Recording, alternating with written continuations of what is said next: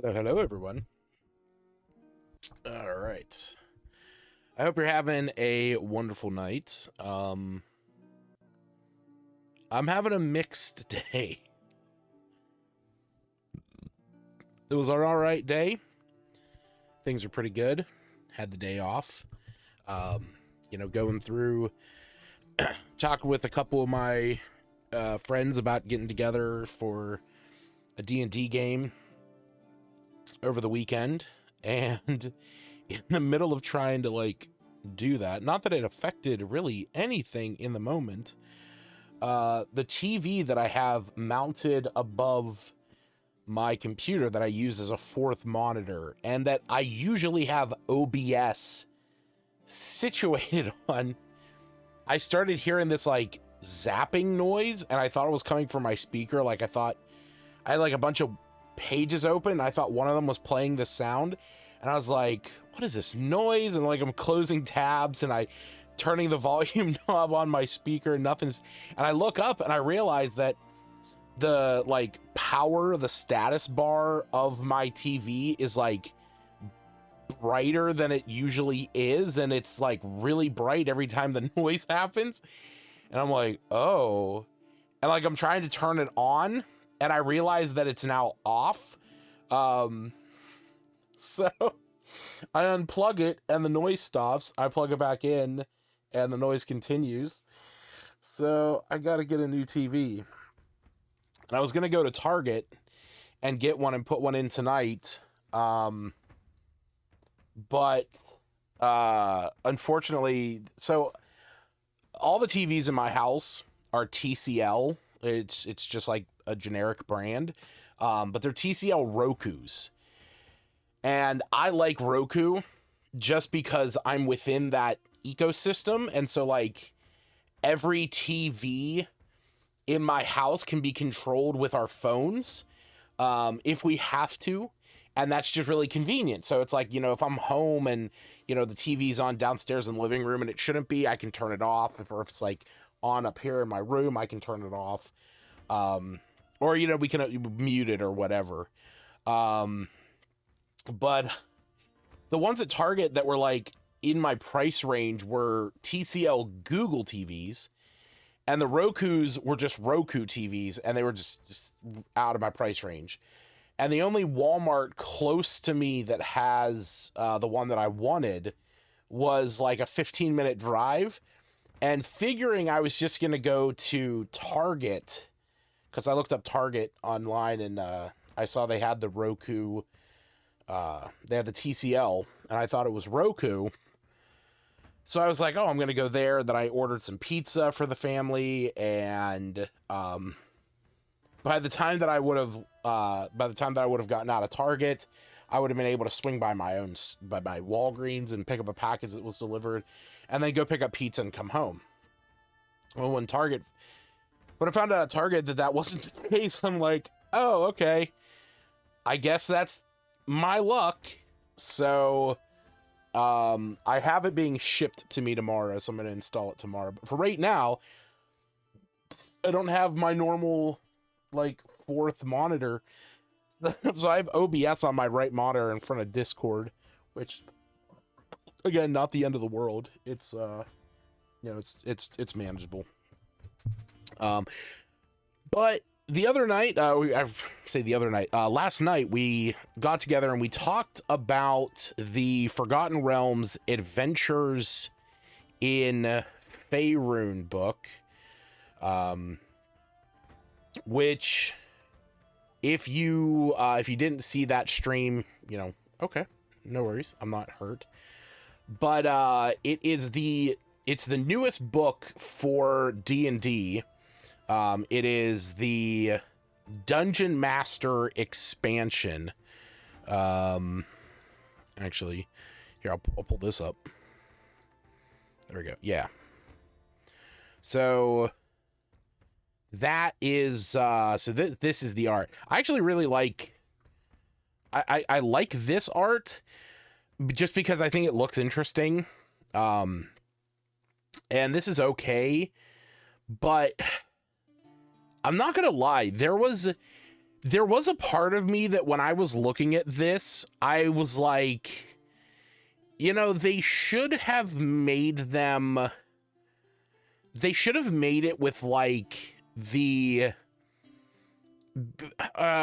like the map of Faerun in mind.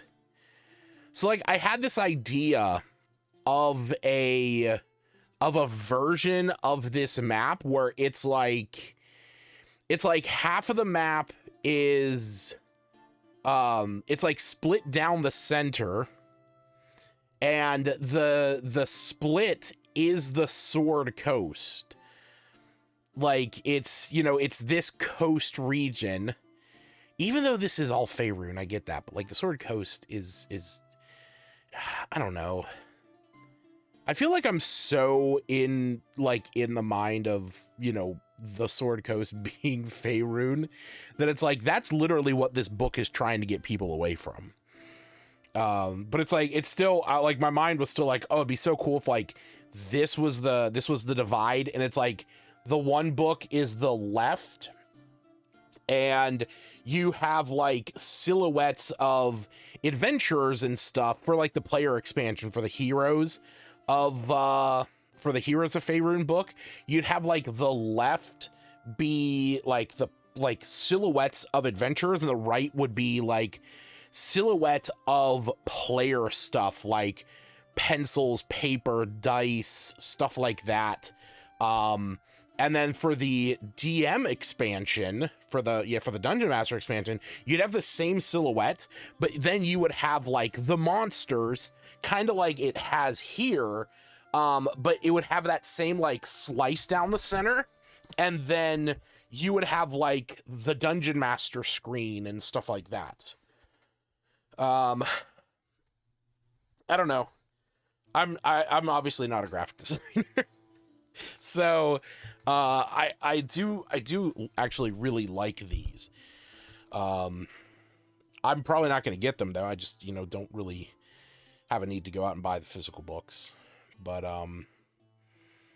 yeah, what I want to talk about tonight though is the heroes of Faerun, because like I said, last night we went through and we talked a little bit about the adventures in Faerun, and in fact this Saturday I am going to be running an adventure from this.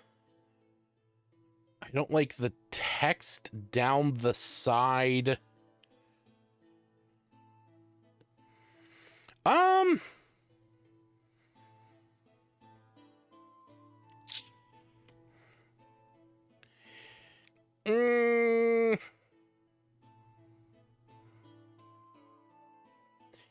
You know what so here's my opinion.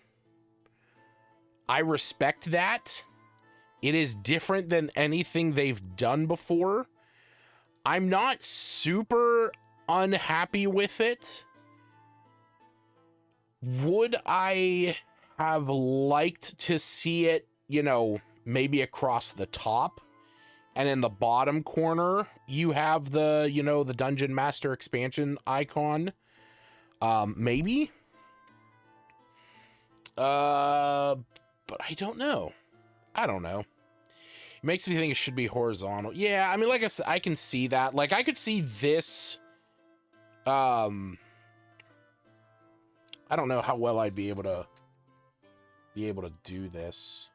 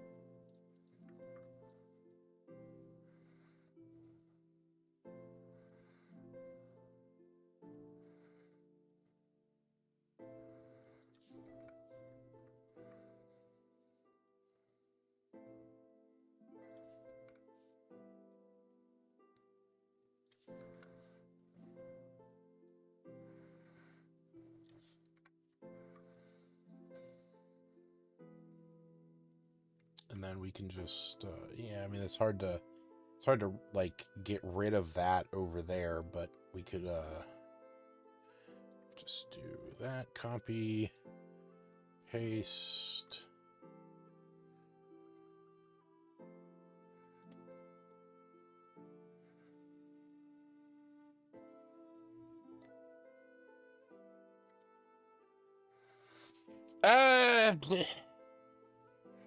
I don't know.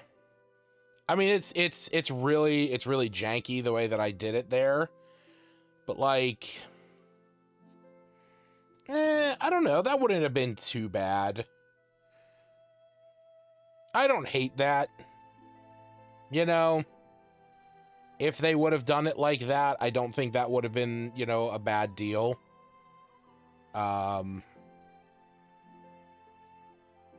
Yeah.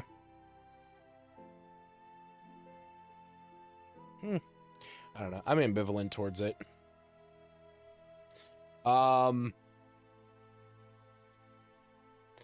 So, but like I said, last night we talked about the Adventures of Favorite Inn, and as I was going to mention, I'm actually running a Saturday for my in-person group. One of the players isn't able to make it.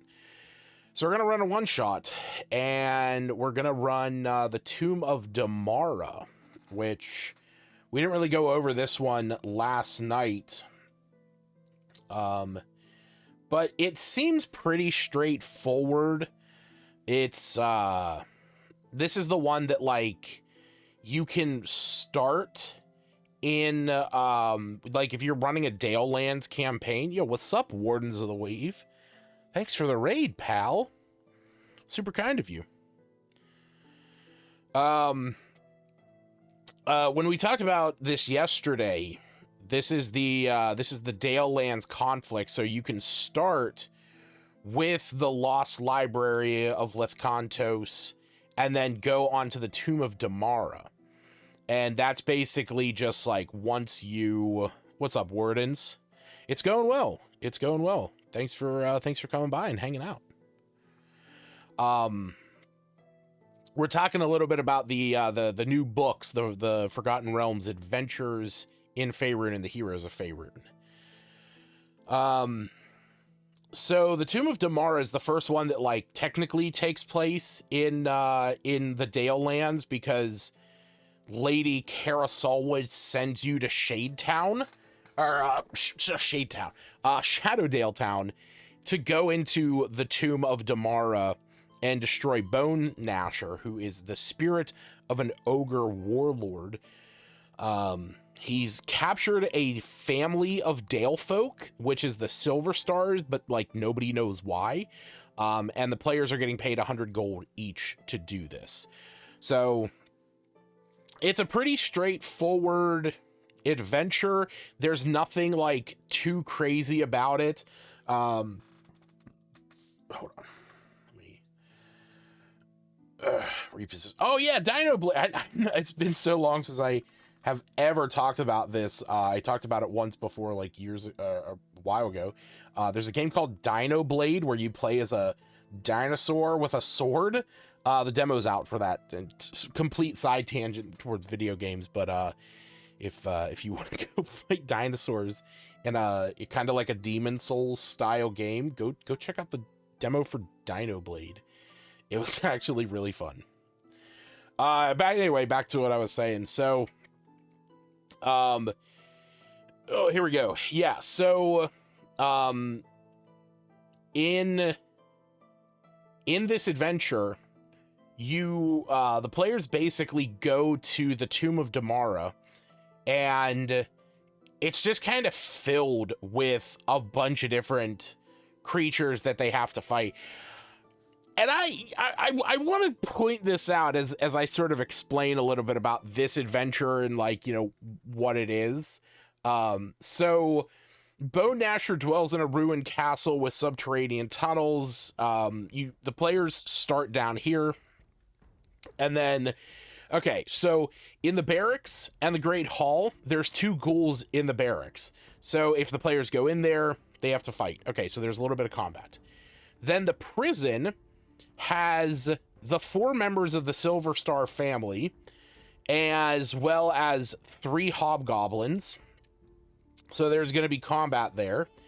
The garden has a frog, a giant frog in it, completely indifferent. So no, there is a potential chance for combat, but not necessarily.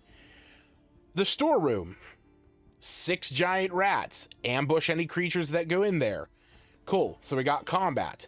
The Bone Gnasher's den has the Bone Gnasher, who is a large specter, as well as 2 pet wolves. He's hostile to any creatures, so there's combat. Then we go to the armory, where there's a carrion crawler. Carrion crawlers are hostile. Then we have the gelatinous cube in the mine, again, hostile. Lastly, Damara's tomb, where there's a mummy and 2 shadows. Again, combat. And in the end, as long as you kill Bone Gnasher and rescue these people, that's really all it is. Like, that's the whole thing, okay? But I sort of noticed something about a lot of these adventures, okay? Because I did not pick it at random. I actually didn't. I had that sheet that I made where I could sort them, and the thing is that I didn't want to go above level 5. In fact, I didn't want to go above level 4. So I just mainly focused on some stuff in here.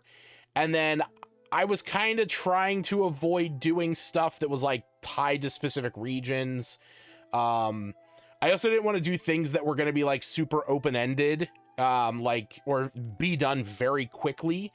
So, for example, the Tenebrous Stone is just a full combat slog in a big arena. The Robber Baron, we went over that yesterday.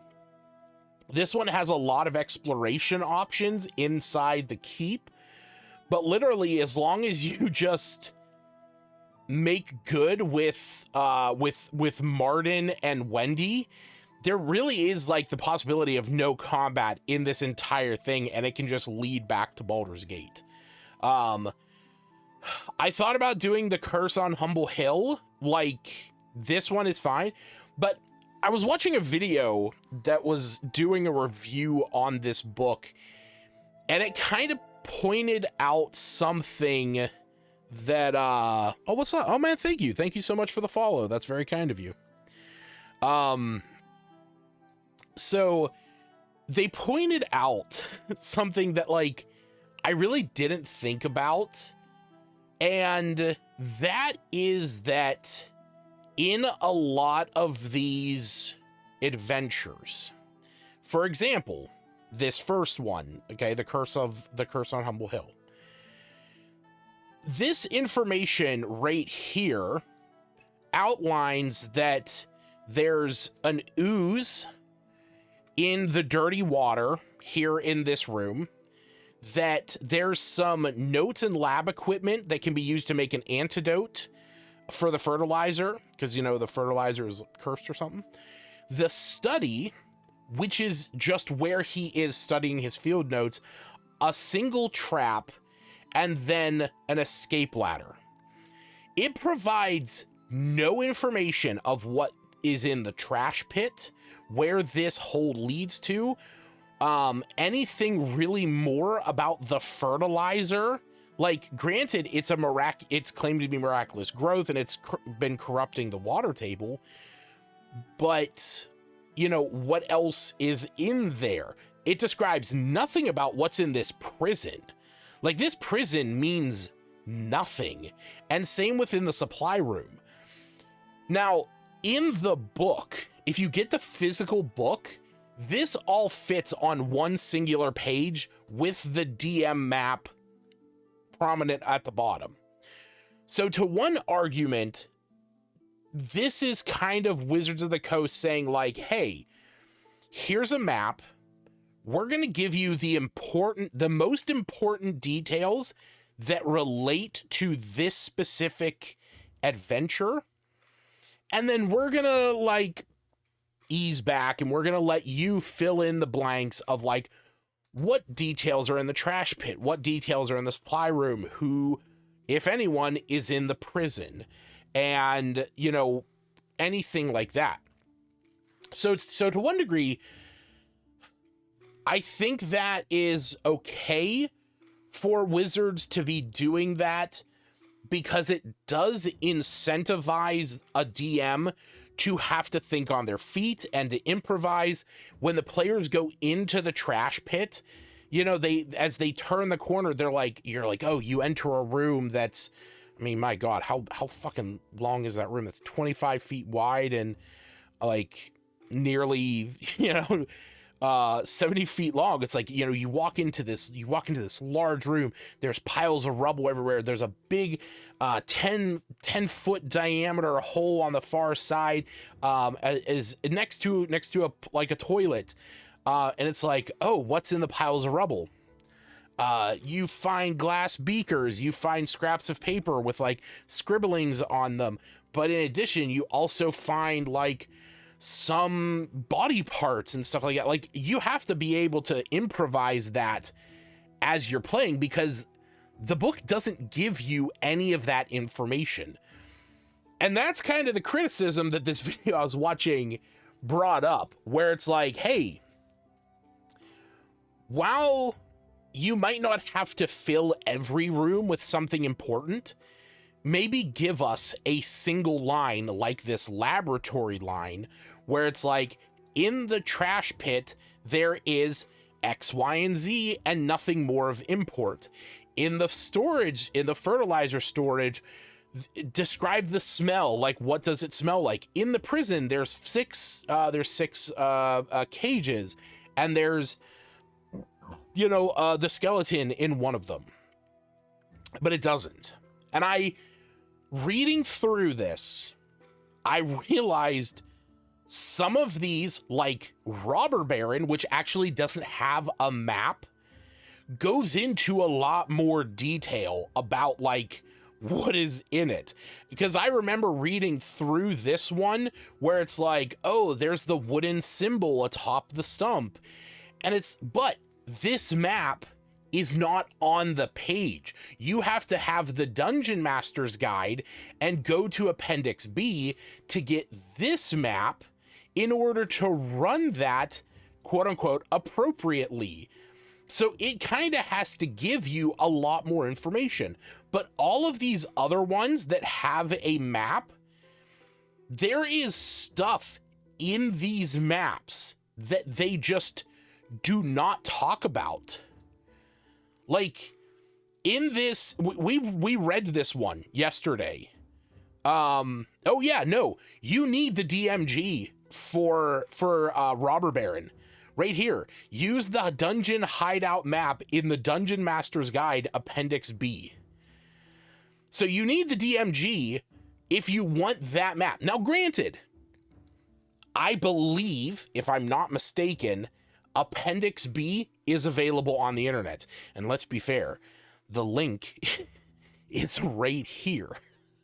5e.tools has you covered. Okay? But regardless, technically speaking, if you're only buying physical materials, you need the DMG. Okay? But like here, the Siege of the Shalespire Priory. Okay? Again, there is nothing but combat in this. Okay? Nothing. There is like you can take a short rest, you can bolster the faith, you can set traps, reinforce doors, make barricades. There's no rules in there about doing that. And maybe that's just a role play thing and the DM has to come up with that on their own. There's no skill tests. There's no puzzles. There's nothing really other than just fighting. And on top of that, none of this explains, you know, what details are in the living chambers, what's in the vault, what's in the kitchen, what's in the dining hall, what is in the sanctuary. None of that is explained in this. Each one of these is just, oh, here's who you're fighting this round. Here's who you're fighting this round. This is where the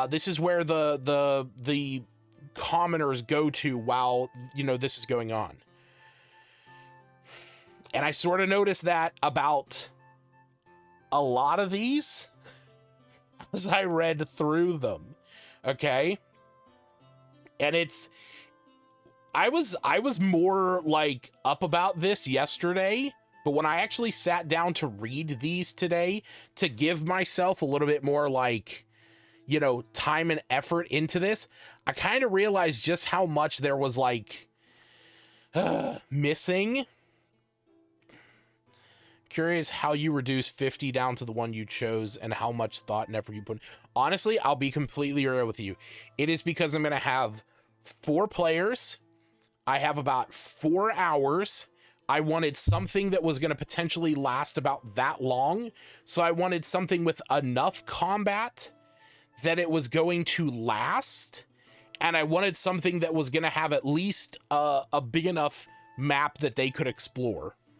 Because I know a lot of the players that are playing in this are more of the like tactical wanting to move around a dungeon people. But like, okay, this one, the Shrine of Lathander, the Weeping Goddess. Okay. All right. So what's the beginning? Players are heading to the island. They get attacked. So here's combat. So they get to the gloom mist. The mist around the island dims light. Okay, that's cool. There's 5 shadows that ambush them. So there's combat. As the party approaches, they hear the sound of weeping, and 3 Kenku and a cult fanatic emerge and try and scare the players away or fight them. Okay, so right there you have a little bit of dialogue, a little bit of social role play, can very easily lead into combat. Okay, there's 2 entrances into the shrine. Once you're in here, there's through the flooded tunnel or the secret passageway. The flooded tunnel is just there, the players can see it, but otherwise you need a DC 15 to detect. I assume that's perception. It doesn't say, but I would assume it's perception. Then once you get in, if you take the flooded tunnel, there's Lacedon ghouls, which are just waterlogged ghouls. And then once you get inside of the sanctum, again, there's no like puzzle to this. It's that there's a priest and 3 Kenku and a shadow, and once you kill all of them, it's done. Okay, so again, this is all combat except for 1 DC 15 perception check to find the secret tunnel. Okay, Fury Grove. All right, this one is a map, this one is an adventure where the players have to go to a sacred grove that has been infected by a fungal growth. Okay, so what's the process? All right, the players, it's going to take 24 miles to get to this place. Okay, every 4 hours, the party spends traveling. Roll on the table below. I don't like the fact that it like splits it up between miles and hours, but adventurers are able to move 4 or 24 miles in a 8-hour period. Okay, so this is going to have at least 2 of these encounters. Okay, but these are just combat. Okay, blighted giant boars, blighted dire wolves, they're just going to attack because they are blighted, and an unblighted displacer beast. They might be able to scare it away, but probably not. Okay, once they get to the Laughing Hollow, which is the valley where this sacred grove is, there's 3 blighted wood elves. They're immediately hostile, but they come to their senses when reduced to half health, and they surrender and point them in the right direction. Okay, good. That's still just combat. Okay, once you get to the sacred grove, the outer circle, gas spore fungus, violet fungi, myconid adults, myconid sprouts, combat. Inner circle, it's darkness with a gas spore fungus, myconid adults, and myconid spore servants. The fungal hollow. There's a giant moat around it, and inside that is a Myconid sovereign, as well as Myconid spore servant, and a druid who is blighted. It's all combat, okay? As in the conclusion, when the sovereign is defeated, the blight ends. Again, it's all combat. I mentioned this one yesterday. The Tenebrous Stone is literally just combat. 5 zombies, 2 ghouls, a gas, a white, multiple skeletons, and a succubus. It's arena combat, and that's it. It's just a giant arena of combat. There's nothing else to it, okay?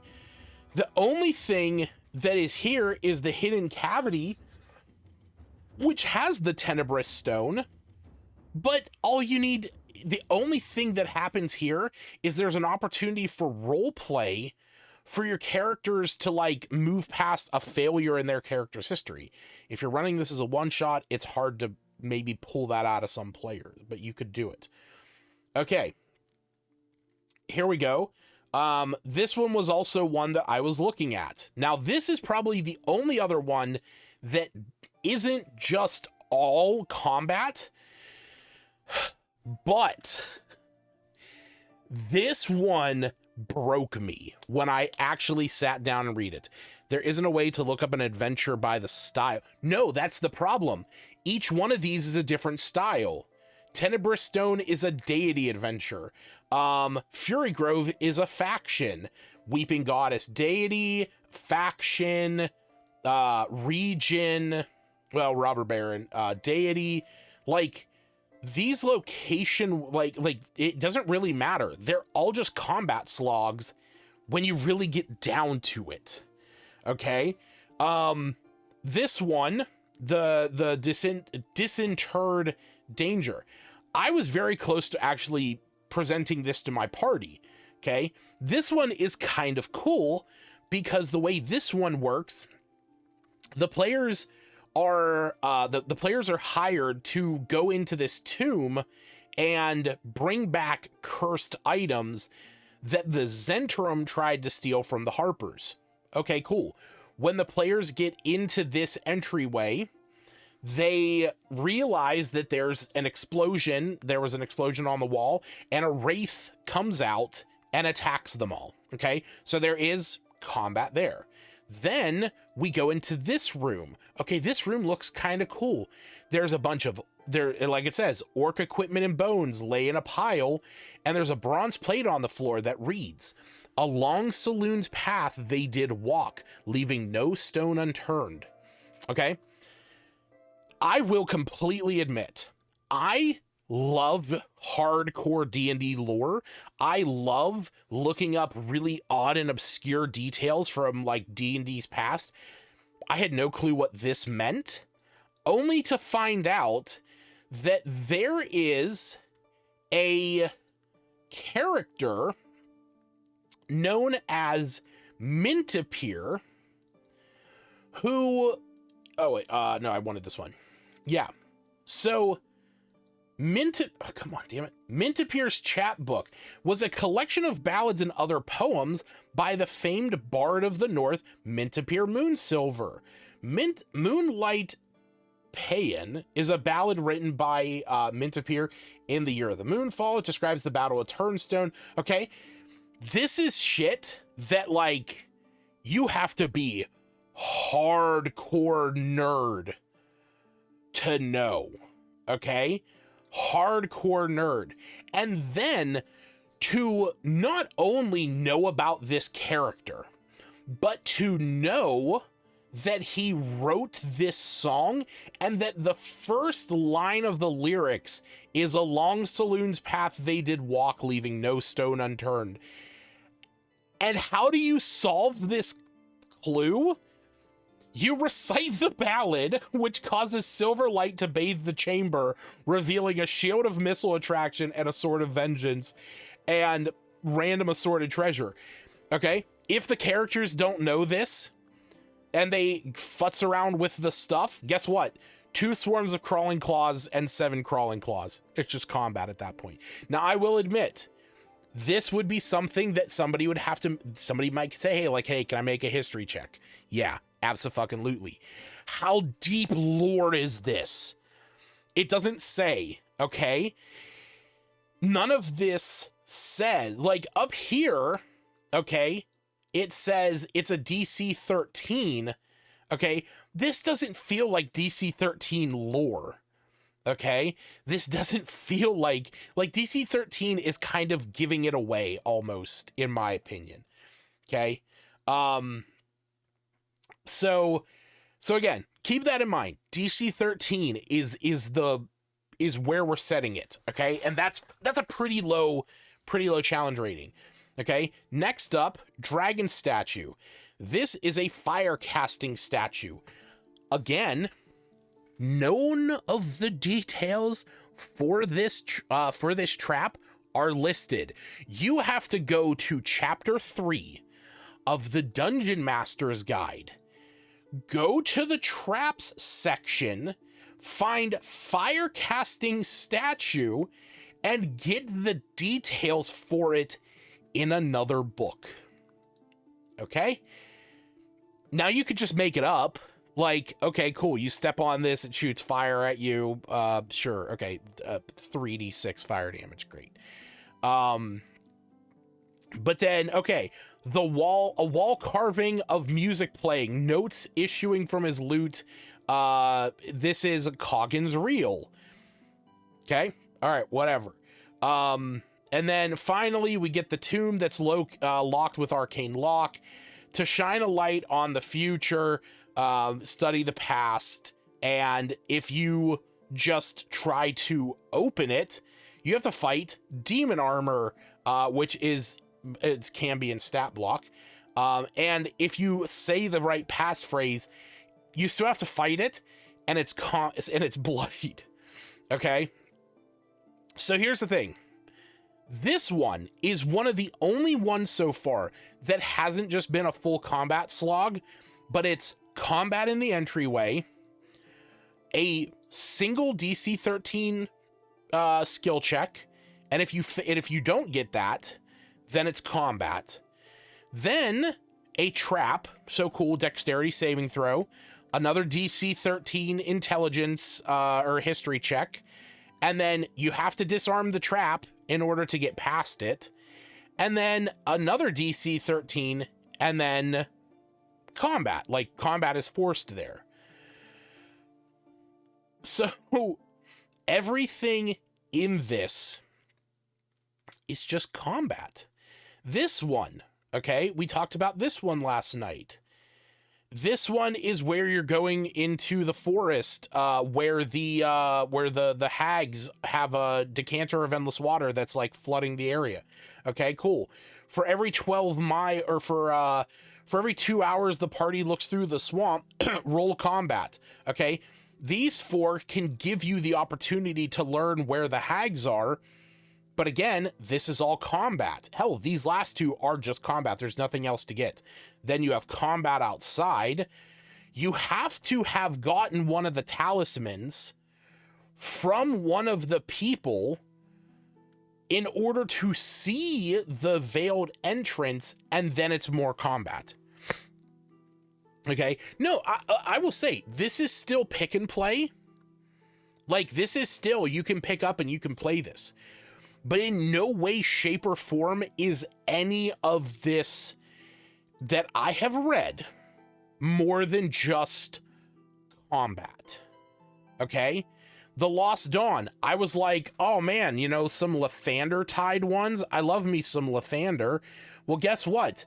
This one, you go into a forest. There's an obelisk. You have to get 3 runes. Where's the runes? There's one in this corner down here. There's one in this corner down here. And there's one in this corner over here. And guess what? Every time you go down one of the paths, you roll on the table. And then if you don't encounter the Mother Gloam, whoever the hag, you then fight her when you got the 3rd stone. But that's it. And it's Smoke Mephits, Displacer Beast, and a Shadow Demon. It's just combat. And it's like, it's kind of disheartening in a way, because I was like so stoked for this book. I was like, oh, this is gonna be great. And it's like, it's not as great as I thought it was gonna be. And here's another example of when they don't have the map in the book, there is more to it. Okay. So this one, the Wolves of Amphel, this is the one where there's one of the families is lycanthropes. Okay. Players are arriving into Amphel. They get attacked by some paratons. Okay, cool. Here's some here's some role play. They meet at the Stone Stallion Inn. He says to go and investigate them. Cool. The players head to the ranch house. Everyone there is more or less, cooperative. Excuse me. This is just talking about, this is just some details, okay? So, the son fought an owlbear. The owlbear was sent by Malar, who cursed him to be a werewolf. So he gets chained up at night. They assume he contracted it from the owlbear. Okay, cool. We got a study check. We got a religion check to figure out some Malar stuff. You can go around, you can search the manor, which eventually turns up an idol of Malar in one of the barns, but they don't know where it came from. Okay, cool. Then we go to the other location, the other manor, which again, both of these maps are in the Dungeon Master's Guide. Okay, so here, the basement is a gory Malar shrine decorated with human heads and owlbear skulls. They're all humans. They have a nasty reputation. They're in there. Okay, when they begin investigating, they pretend to cooperate. They blame the Hemzars. The party soon discovers the shrine, otherwise gets too close to the truth, and the family there decides to kill them. So, and like it says, use the following encounters. Dorn alongside Mirren, so wereboar, werewolf, Jess and 2 servants, okay, so 3 were-rats, and lastly, Riven, 1, so we got a were-tiger, a were-rat, and a panther. So it's all combat. It is all combat, and there is nothing for them in this map to actually learn. This is a fucking detailed-ass map. And there is nothing in this that explains anything in this ranch other than that the basement is a shrine to Malar. And that's it. Okay?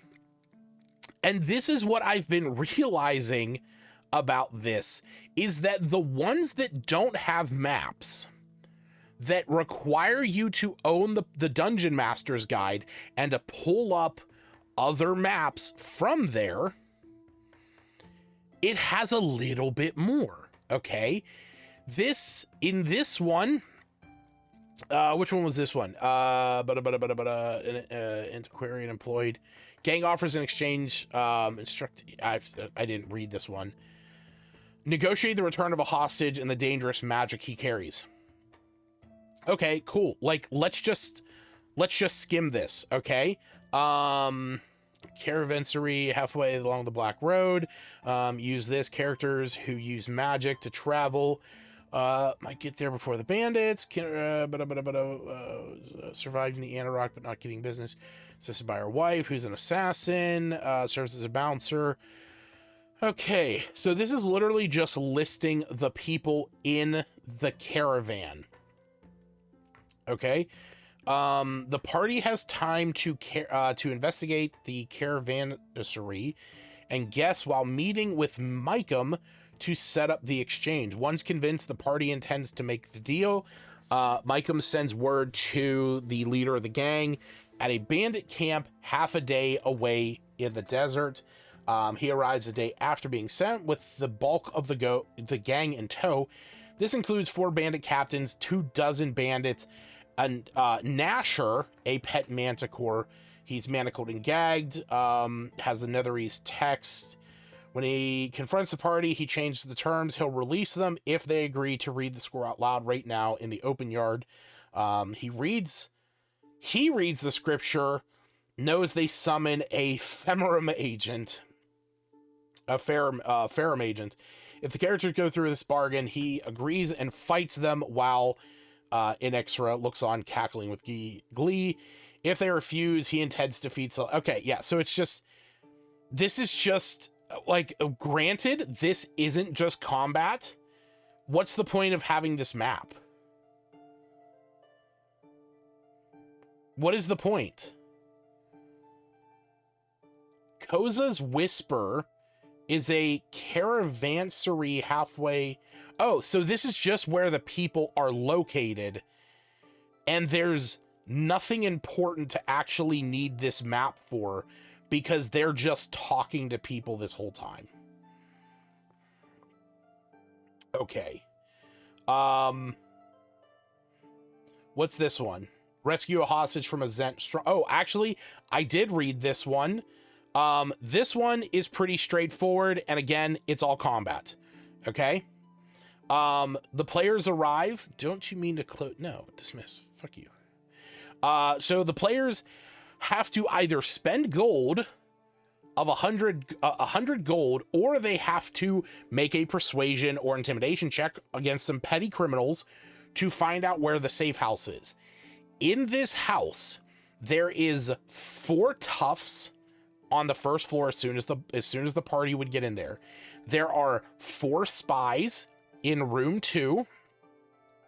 There's 2 toughs in room 3 alongside the individual they're trying to capture.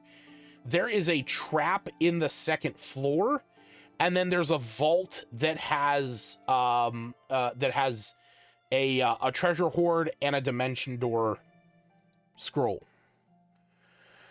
So in this encounter, the players are expected to get into this house some way, and I will admit they could try to get through some of these windows.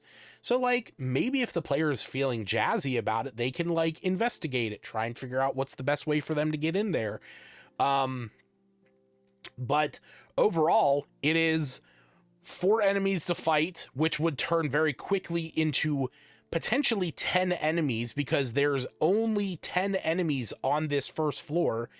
And then the main person they're trying to stop is going to the 2nd floor, past a trap, and then is going to magically escape. Okay. Oh yeah, this one is just all combat as well. There's some meteorites that crash, and the Church of Saloon wants them to go and collect the shards that fell. And it's literally just all it's all combat. That's all this is. Okay, you roll a perception check, and if you fail, you roll an encounter. So you get a bunch of hobgoblins, a giant owl that can point you in the direction, 2 hill giants, a group of cultists, and some wraiths and specters. These are the only 2 that are non-combative. This one immediately lets you find this location the next day. This one potentially puts you in the right direction. And then once you get there, you have to convince 2 people to let you take the stones.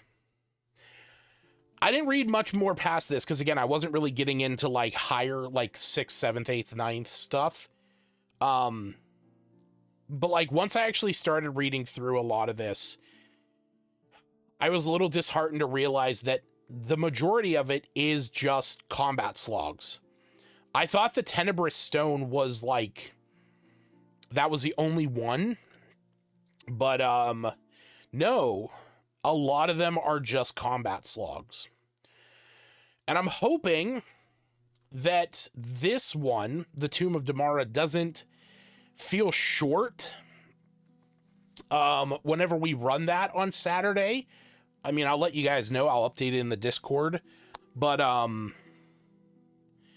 yeah, I feel like I got like really excited about it yesterday, and I'm just a little disheartened about it. I wonder if they're better. I'm gonna check that. I mean, I'm gonna do my due diligence, and if I realize like, hey, it's the first couple ones are really just combat slogs and the rest are better, I will say that. You know, I'll own up to that. But if you want to give me a couple minutes, I gotta run to the bathroom real fast. And then now that I got over that little bit of a rant, we can jump into the character options that are in the Heroes of Faerun book. So, yeah, give me a couple minutes. I'm going to use the restroom and I will be right back.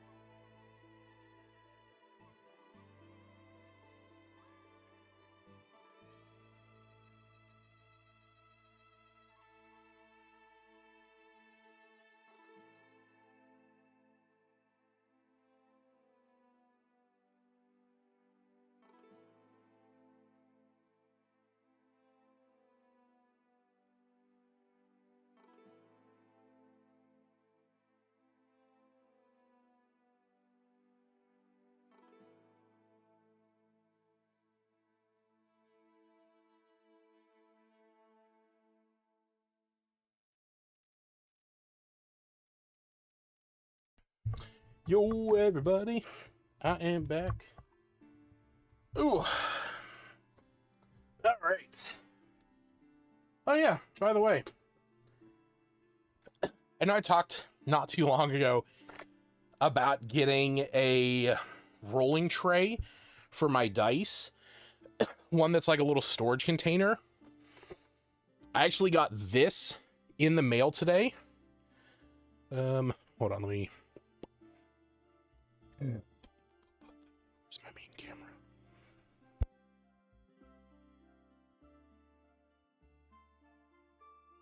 There we go. So I got this in the mail today from Forged Dice.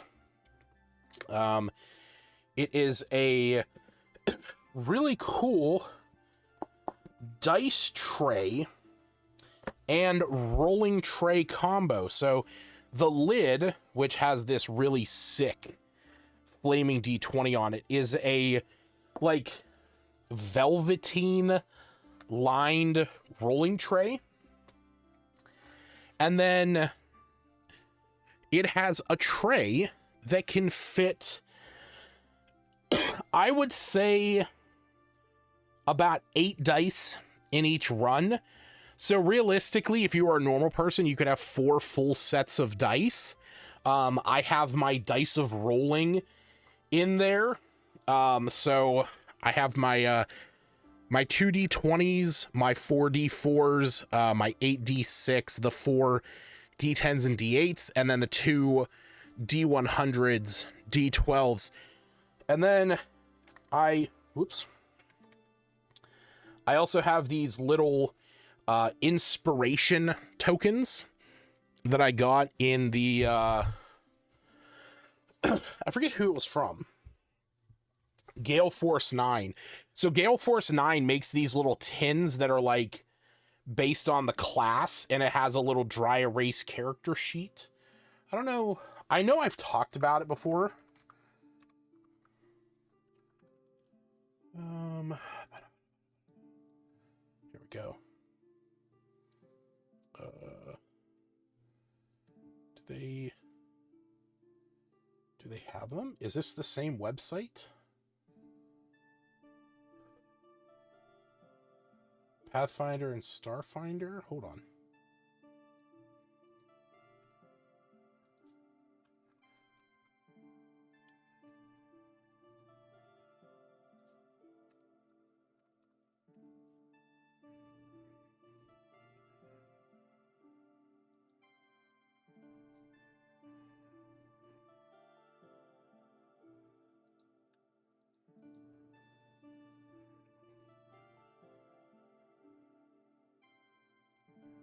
What the hell? Do they not make them anymore?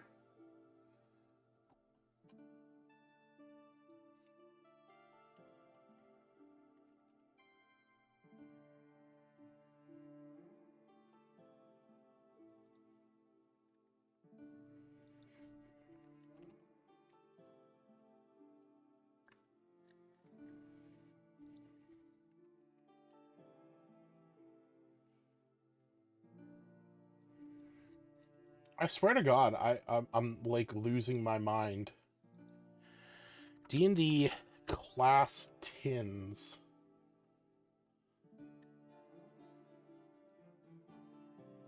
Here we go. Okay, this is what I was looking for. But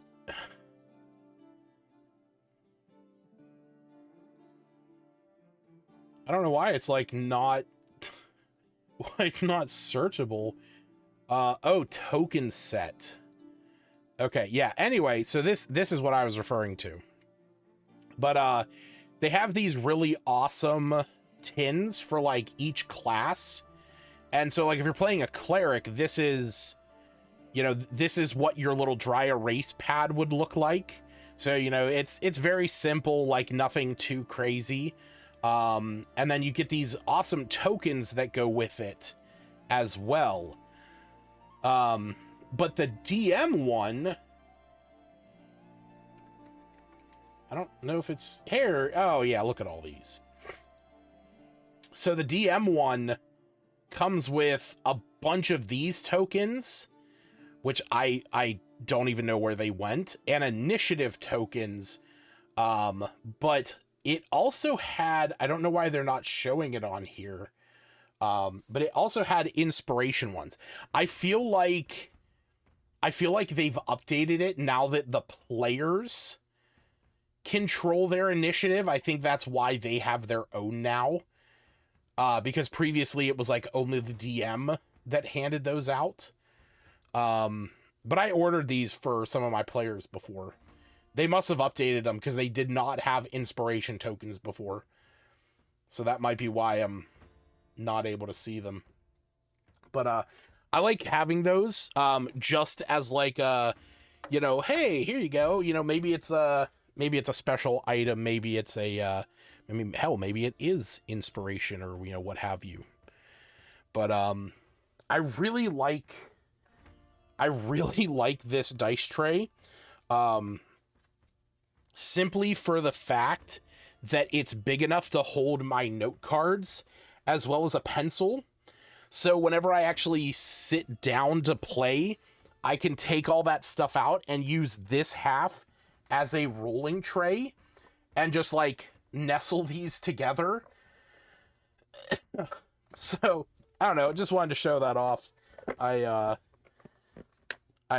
really like this, and the cool there we go. I really like this, and the other cool thing is it fits perfectly where my laptop keyboard is, so I can just have it right in front of me when I'm running those games.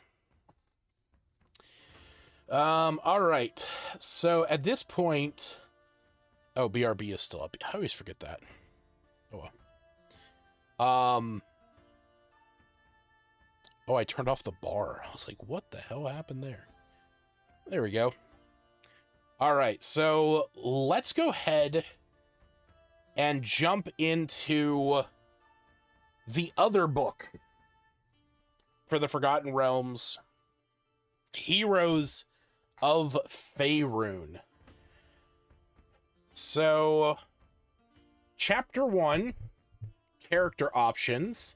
Chapter 1 helps you create the next hero of the Forgotten Realms. This includes new options such as subclasses, backgrounds, and feats. Adventuring is a well-known occupation in Faerun, and there's no shortage of common sellswords and petty mages rummaging around in old ruins, hoping to find hidden treasure or a long-lost spellbook. And yet, in the Forgotten Realms, characters stand out among these adventurers as epic figures, even beginning at level 1. All right. So, Chapter 2 is a guide to the realms. Describes many locations across Faerun that may have played a crucial role in your character's origins, perhaps where your character grew up or where they learned their adventuring skill.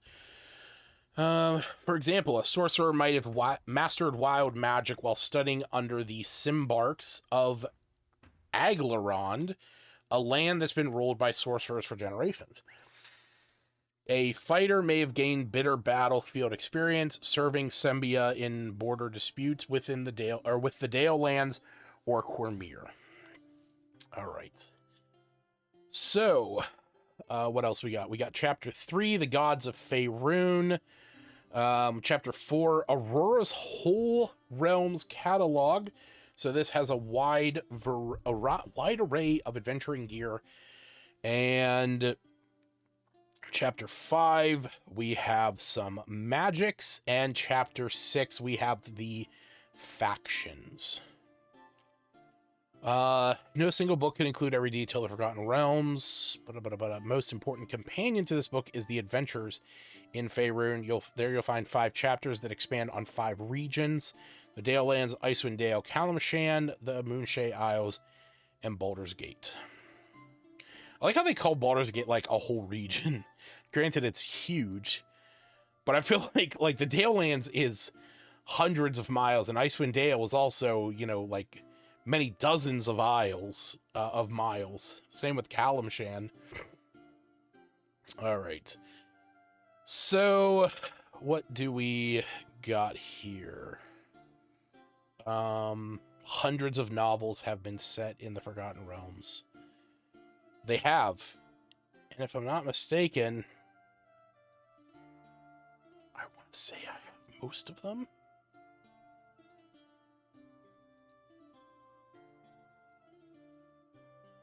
Don't I?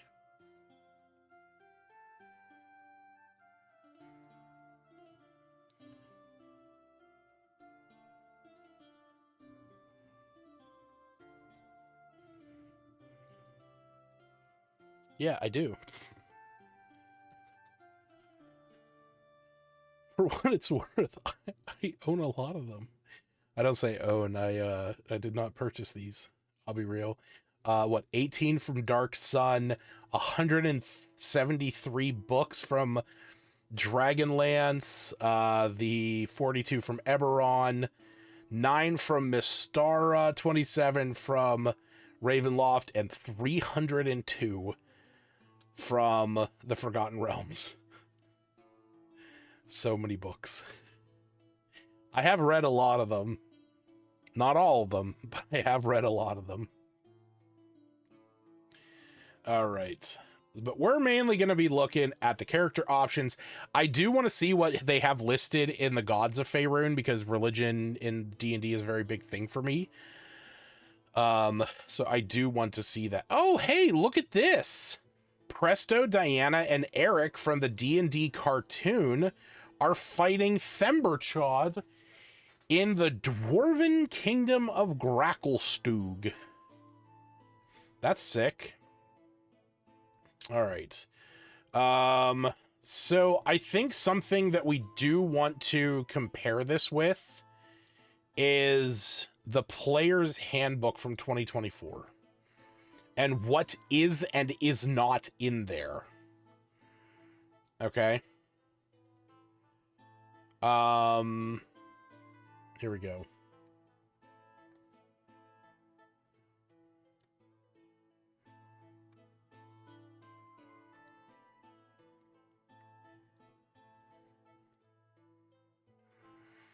All right, so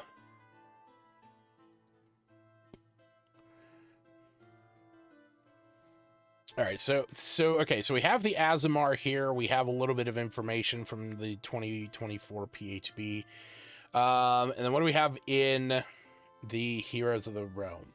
Aasimar are among the rarest of humanoid species in Faerun, although born to parents throughout the realms. Although born to parents throughout the realm... Oh, okay, I see how they're wording that. Aasimar are so unusual that no realm, city, or town is made up primarily of Aasimar. Instead, individual Aasimar grow up within the society and culture of their parents, and their outlook is shaped by the tension between that culture. In much of the realms, an Aasimar often feels like an outsider, where Aasimar are children. Their celestial nature easily goes unnoticed or is hidden by concerned family members, but eventually that nature becomes impossible to conceal.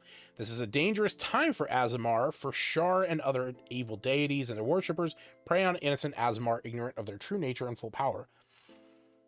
Through an Aasimar's life, they frequently receive visions, prophetic dreams, or powerful feelings that hint at their destiny. Sometimes these prophetic instincts are sent by the Aasimar's angelic ancestor, but they can just as easily be uncontrolled manifestations of celestial power. Many Aasimar are found or adopted by followers of a good deity, such as angels or animal lords, or even by a good deity themselves. Their connection to the celestial being informs the Aasimar's life, separate from the culture in which they're born. Corlon, Illustre, Lyra, Millie, and Saloon are frequently patrons of Aasimar. I don't know why I turned these around. In the old empires where gods and demigods rule openly, Aasimars are more common. The current generation of Aasimar often trace their lineage to a mortal specially chosen to serve a good deity. Many Aasimar wander the realms, eventually gravitating to the great cities such as Waterdeep, Baldur's Gate, or Kalimshan. That's it? Okay. I thought we were going to get like some subspecies information. Okay. I'm actually very curious though what they're going to say about Dragonborn. Okay. Many Dragonborn families in Faerun are relatively recent arrivals, victims of the spell plague, who came to the Forgotten Realms when their world of Abir temporarily merged with Toril. But Dragonborn are as old as Toril and have lived long in the shadow of dragons and other folk.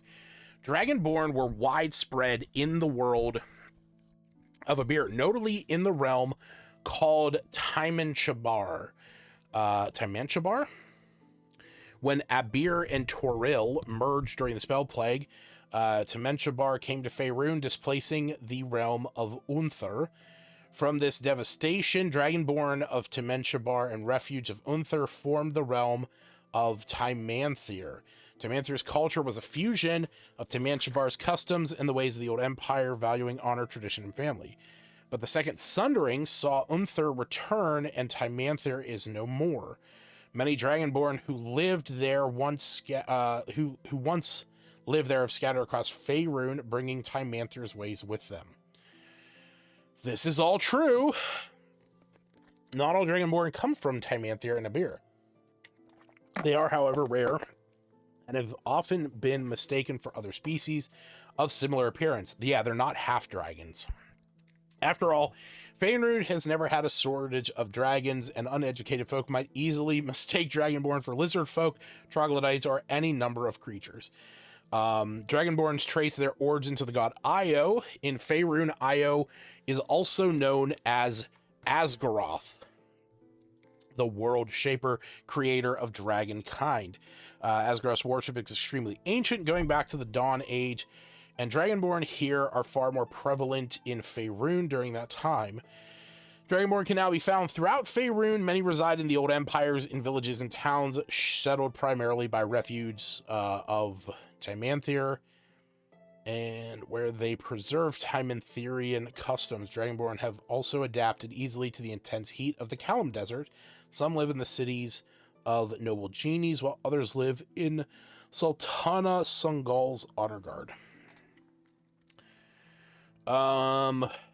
Sucks they don't have a picture of a Dragonborn in there. Well,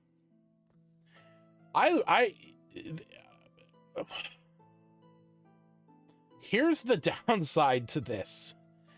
Do they explain it in here? The ancestors of Dragonborn hatched from the eggs of chromatic and metallic dragons. One story holds that these eggs were blessed by the dragon gods Bahamut and Tiamat, who wanted to populate the multiverse with people created in their image. Another story claims that dragons created the first Dragonborn without the gods' blessing.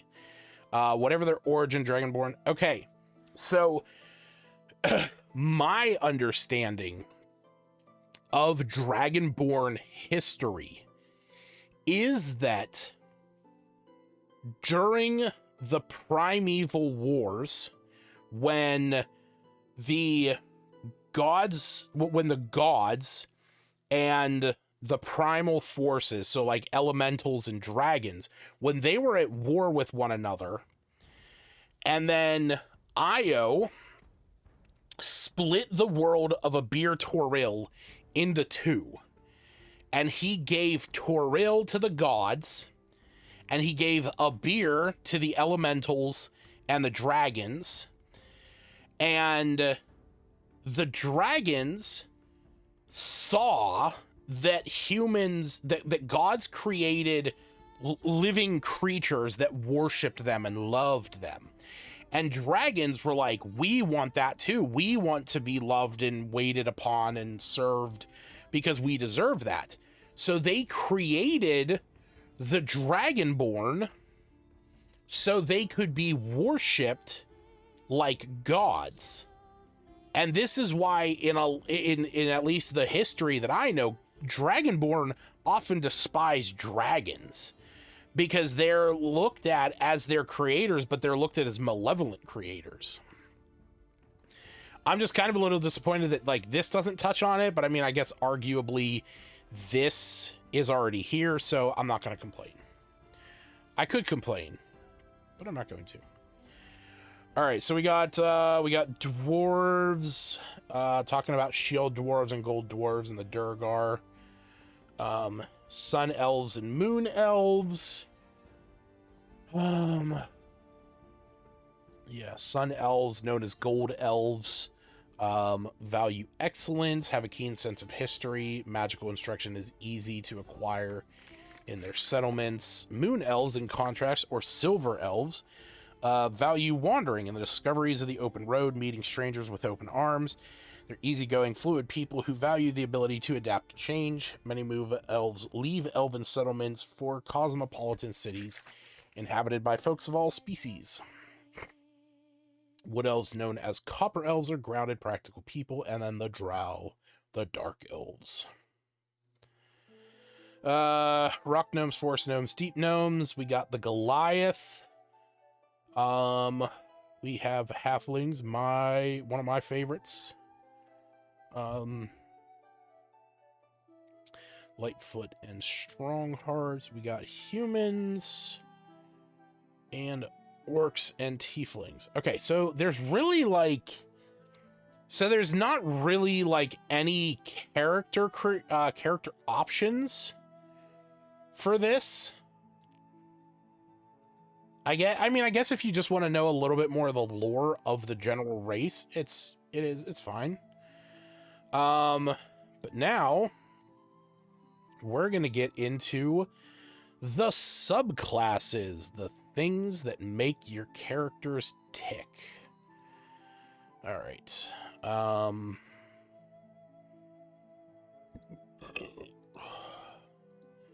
Now here's the thing. Some of these are not new. Okay. And what I'm going to do is I'm going to compare them where they are new, or where they're not new. I'm going to compare them to what we had before. Now, for this first one, the Bard College of the Moon, this is new, and this does align with the Moonshae Isles. So the College of the Moon traces its origins to the ancient druidic circles of the Moonshae Isles, who entrusted the first bards of this tradition with chronicling the stories of the islands and their people. Bards of this college draw from the Isles' fey magic and the primal power of the moon wells to bolster their allies, protect the natural world, and inspire their bardic works. All right, so at level 3, when you take a bonus action to give a creature bardic inspiration die, you can have the invisible condition and teleport up to 30 feet to an unoccupied space. The invisibility lasts until the start of your next turn and ends early, immediately after you make an attack roll, deal damage, or cast a spell. Okay. So a bonus action, what? You get so many per day equal to what? Your charisma modifier. So you're essentially getting a momentary invisibility and misty step as part of for so many times a day, up to 5 times a day. Okay, that's not bad. And once per turn, when you restore hit points to a creature with a spell, you can expend a bardic inspiration die and increase the amount of hit points restored by a number equal that you roll the creature speed. Okay, that's not bad. I mean, it's not great, but it's not bad. Because arguably, you are still having to burn a spell slot to do that. And rolling a 1 would really suck. But I guess anything's better than nothing. Okay. You learn Druidic and learn 1 cantrip from the Druid spell, and it counts as a Bard spell. Whenever you gain a Bard level, you can replace this cantrip with another from the Druid list. Additionally, you gain either animal handling, insight, medicine, nature. Okay, so you are... Okay, wait, hold on.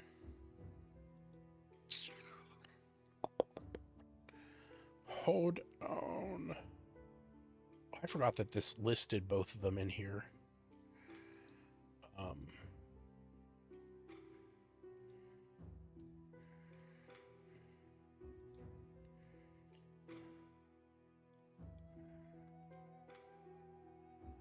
What am I thinking of? What am I thinking of? It's not that.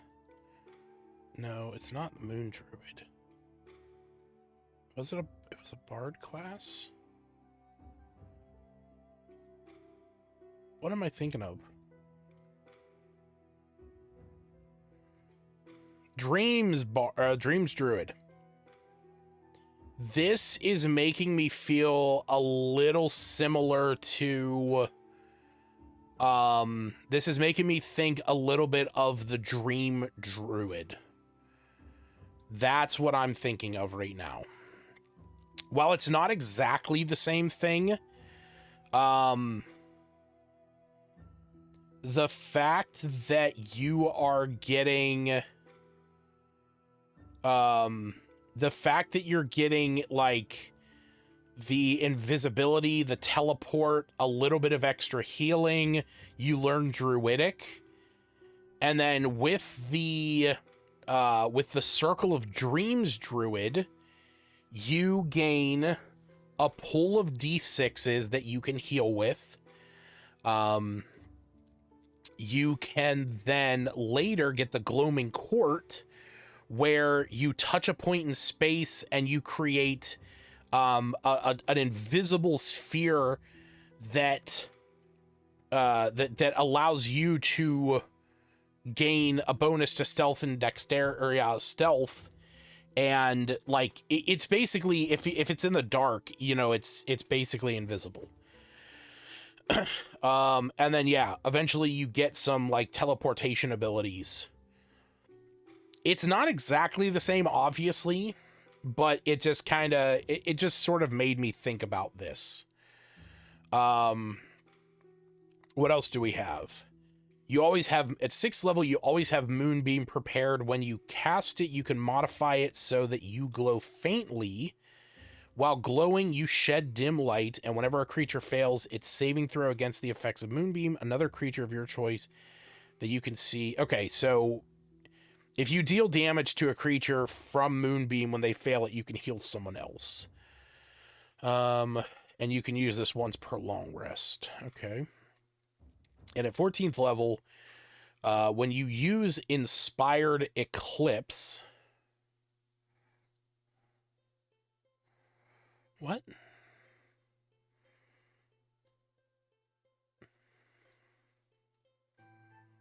Oh, Inspired Eclipse. Here it is. Okay, so that's the one where you use the bonus action to teleport and turn invisible. Okay. The creature who received the Bardic Inspiration die is also invisible and can immediately teleport up to 30 feet. Okay. So at 14th level, not only can you teleport and be invisible, but so can someone else. That would be kind of crazy to like back up with a rogue, where you have the rogue turn invisible and you put them right behind the big bad so that they can get like a really good sneak attack. That would be badass. When you use Lunar Vitality, you can roll a d6 and use the number rolled in place of the Bardic Inspiration. Okay, so that's the one where you can... Oh, so literally once you reach level 14, anytime that you heal someone with a spell, you can just add a d6 to it. I don't know if that's like level 14 worthy. It should have been something a little higher. But I guess it doesn't expend a Bardic Inspiration, but I feel like that should have been a little higher. Okay, I mean, overall, not bad. I mean, I will openly admit, I don't know a lot about the Moonshae Isles stuff. I mean, it feels like, you know, okay, cool. Invisibility and teleporting is something that's very much tied to the moon stuff. Obviously, Moonbeam is just like in the name. Yeah, I think it's fine for what it is. I feel like maybe it needs to be a little more powerful. Maybe Moonbeam could have been modified like in a different way, or like you can put it over a creature and not have it hurt them, like give it like a sculpt spell ability for certain allies. Like maybe at 14th level, you know, you can have somebody else glow and they're not affected by it. I think that would have been cool. But well. All right, moving on to Knowledge Cleric. Now, Knowledge Cleric is an old one, so we'll pull that up. All right.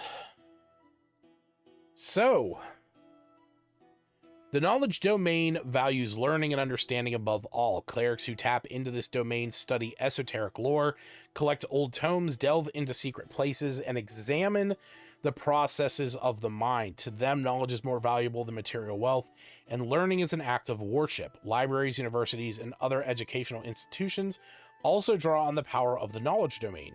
Gods of knowledge vary from masters of arcane magic to patrons of craft and invention. In Faerun, clerics of knowledge domain worship deities of learning and ingenuity such as Ogma and Gond. All right.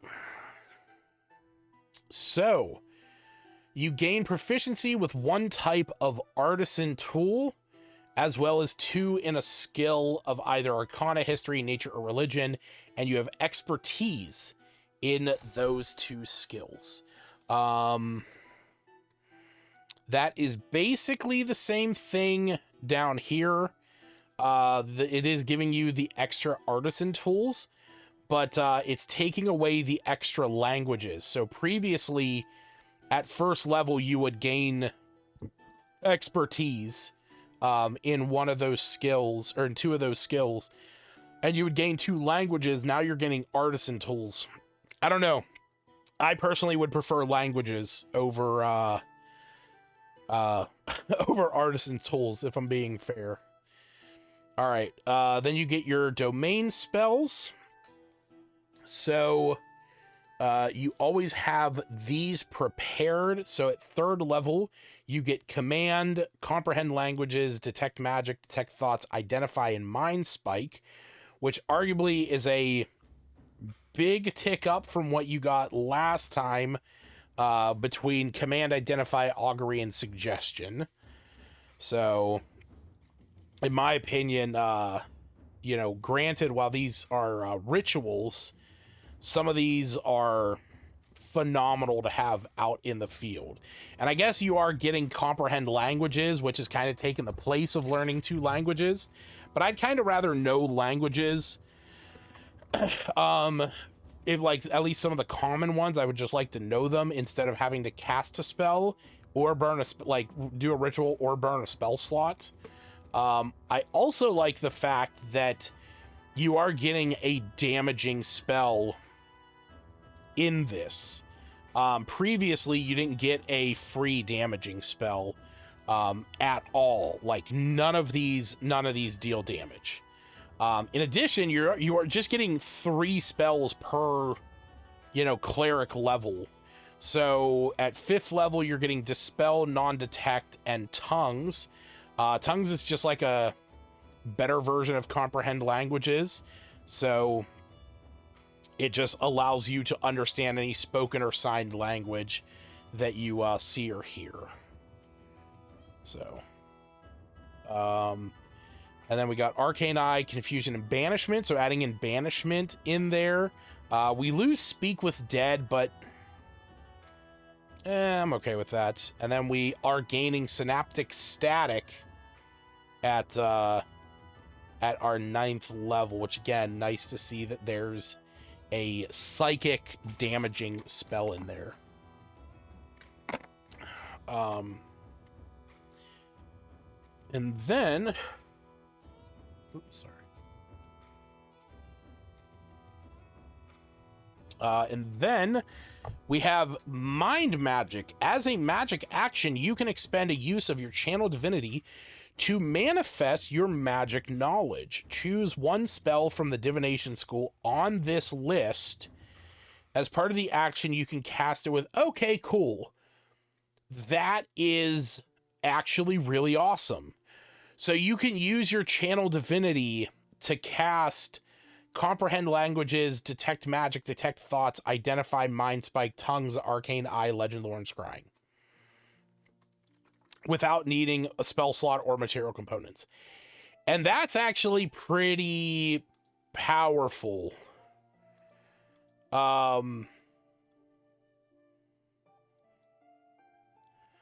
So yeah, comprehend languages. That's fine. There's not a real cost to that one.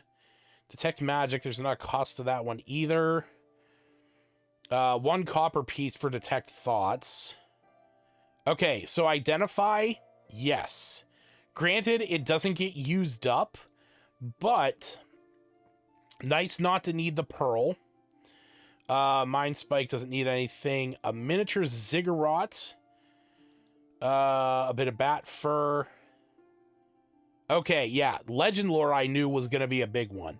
So the fact that you can cast legend lore without needing 300 gold worth of stuff, or actually no,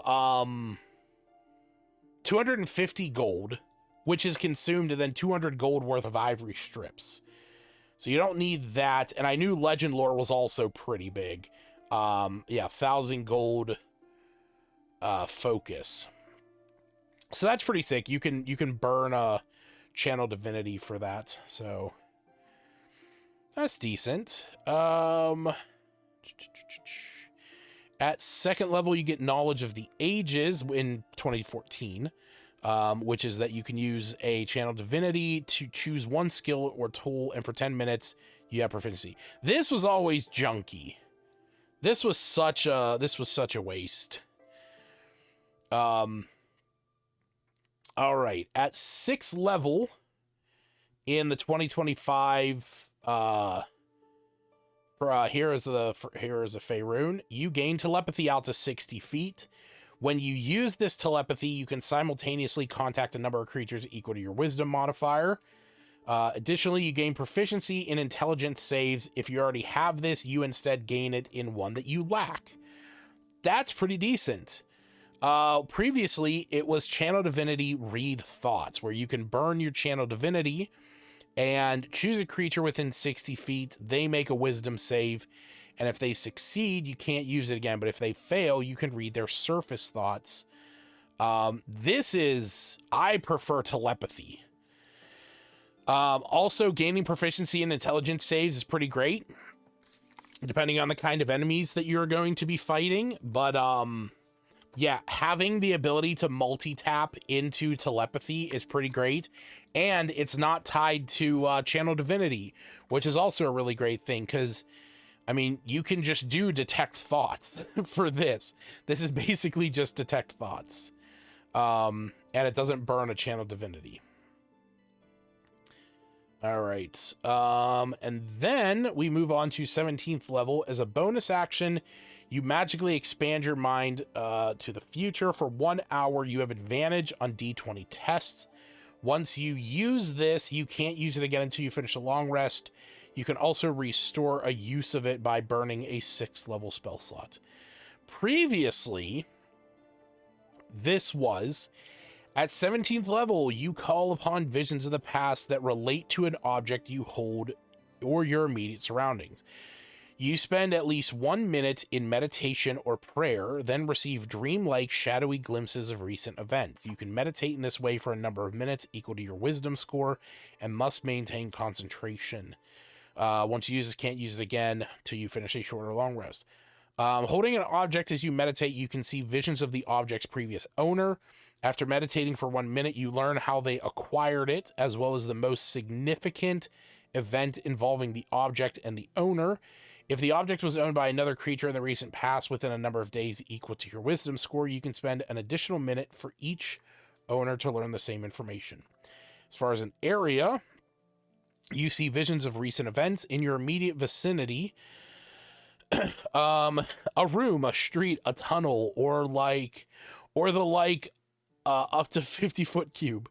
Going back a number of days equal to your wisdom score. For each minute you meditate, you learn one significant event, beginning with the most recent significant events typically involve powerful emotions. If I'm not mistaken, I think this is what Legend Lore does. I could be wrong.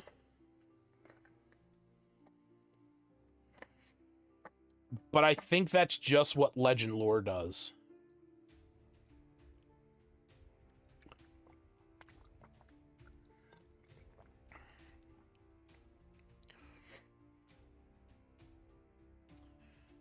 I'm a brief summary of the significant lore. Okay, no, I was wrong. I mean, it's kind of similar, but it's not the exact same. I don't know. I actually don't think this is a great knowledge cleric thing. This feels very much like a blood hunter thing, or like a hunter thing, like a ranger thing. Especially object reading. That is literally a blood hunter thing they can do. They can like read objects and stuff.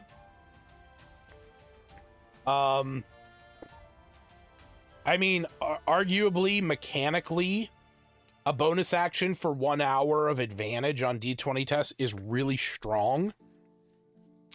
So, you know, and the fact that you can get that multiple times a day if you're burning 6 level slots, that's not bad.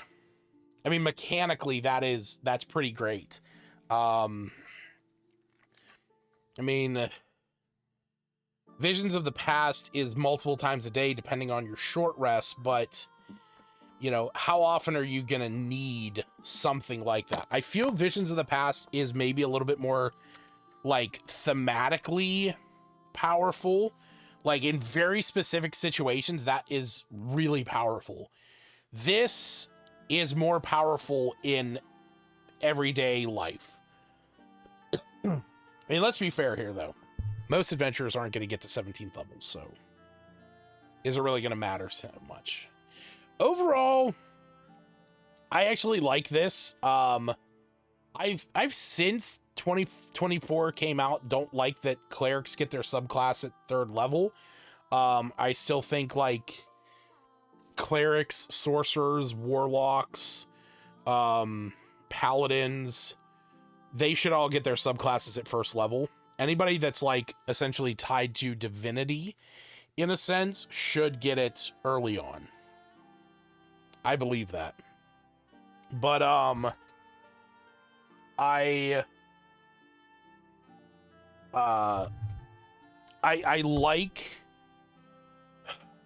me rephrase this. I don't like that they took away the languages, but I do like that they gave comprehend languages and tongues. I also think magic mind, being able to cast these divination spells without needing or burning a spell slot or needing material components, is good. And it also gives a use for the channel divinity for what it is. So, not bad. It's not like the most powerful one, but like, if your party, like if you're jumping into a game and nobody wants to play a utility wizard or, you know, a healer, this is kind of the best of both worlds. You know, you get access to some of the healing aspects of the cleric, but also some of the utility aspects of a wizard. You know, especially like a divination wizard. So, yeah, okay. Not bad. Not bad.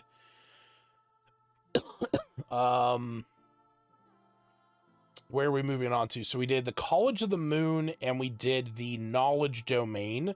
Now we're moving on to the Banneret. Which, if you did not know, the Banneret is the same thing as the old Purple Dragon Knight fighter. That it's just called Banneret now. So it is described as Bannerets are paragons of valor and leadership who protect the innocent and rally fellow adventurers to the causes of justice and freedom. Many are knights serving in Cormyr, the Silver Marches, Damara, and Chesenta, or other lands across Faerun. They wander the realms as knights errant, taking the fight against evil beyond their kingdom's borders. A banneret relies on judgment, bravery, and fidelity to the code of chivalry to guide them in defeating evildoers. A lone banneret is a skilled warrior, but when leading a band of allies, one of these warriors can transform even a poorly equipped militia into a ferocious warband. All right, so at 3rd level, you know how to conduct yourself with grace as a noble ambassador. You can cast comprehend languages as a ritual. Charisma is your ability to cast it. You learn one language from okay, so you just learn a language. And when you finish a long rest, you can replace this with a different one that you have heard or seen, signed, or read in the last 24 hours. Additionally, you gain proficiency with either insight, intimidation, persuasion, or performance. And additionally, when you use your second wind to regain hit points, you can choose a number of allies within 30 feet and up to a number of them equal to your charisma modifier, and each of them gains a d4 plus your level. So, and this is once per short or long rest. Okay, so previously, at third level, when you use second wind, you could choose up to 3 allies within 60 feet, and they gained hit points equal to your level. So not only is that more powerful because your charisma modifier can be higher than 3, but they are gaining a d4 plus your level. So that's pretty decent. Also, the fact that you're gaining comprehend languages, you can swap out some spells, and you gain an extra skill. That's pretty decent. That definitely wasn't in the first one.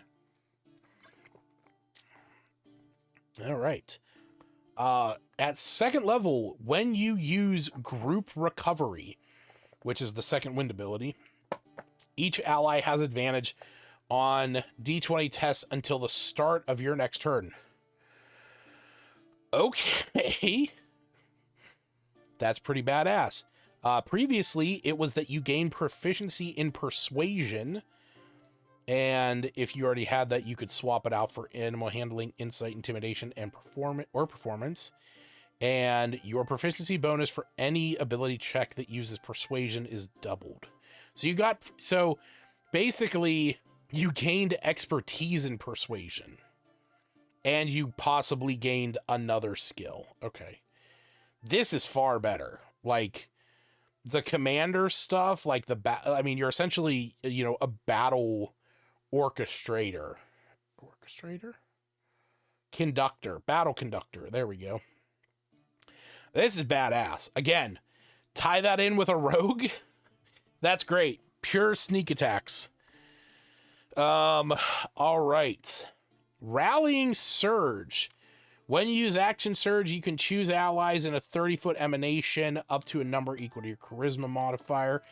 Each of them can immediately take a reaction to either make an attack or move up to half its speed without provoking an opportunity attack.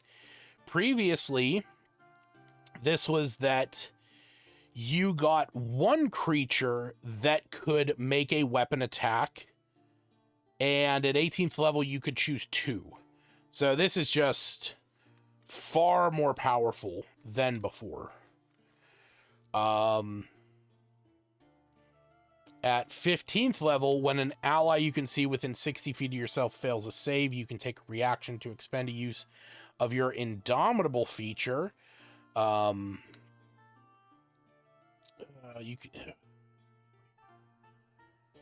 I was about to say, when you fail that, you can re-roll it with a bonus. Okay, yeah, I was like, wait, what was Indomitable? Okay, so when an ally you can see within 60 feet of you fails a save, you can use a reaction to expend a use of your Indomitable feature, and they can re-roll with a bonus equal to your fighter level, and they must use the new... Okay, so that's pretty decent. Bulwark previously, you decide... You can extend the benefit of your Indomitable feature to an ally. When you decide to use Indomitable to re-roll Intelligence, Wisdom, or Charisma, you can choose one ally within 60 feet that also failed its save against the same effect. If that creature can see or hear you, it can re-roll. Okay, so this is considerably better. While it does burn up a use of your reaction, this is just them making any saving throw at any time. And that could be Dexterity, Strength, or Constitution as well. Again, better all around.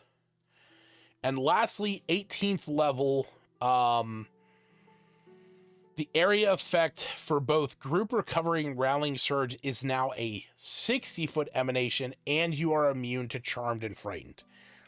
You know what? Not that I was ever super into playing a banneret. I actually really like this from the perspective of them being kind of like a non-magical paladin. Okay. Paladins in a lot of ways are supposed to be like, you know, the charismatic leader of the group. But if you want to play a knight who isn't tied to some oath or, you know, god or anything like that, or having magic, but you still want to have that high charisma, that leadership, you know, archetype, I think this is great. And these abilities are fantastic.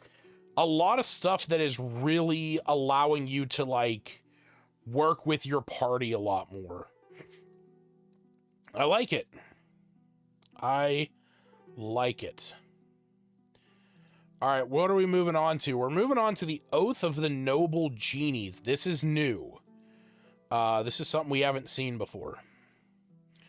So, paladins sworn to the Oath of the Noble Genies revere the forces of the elemental planes.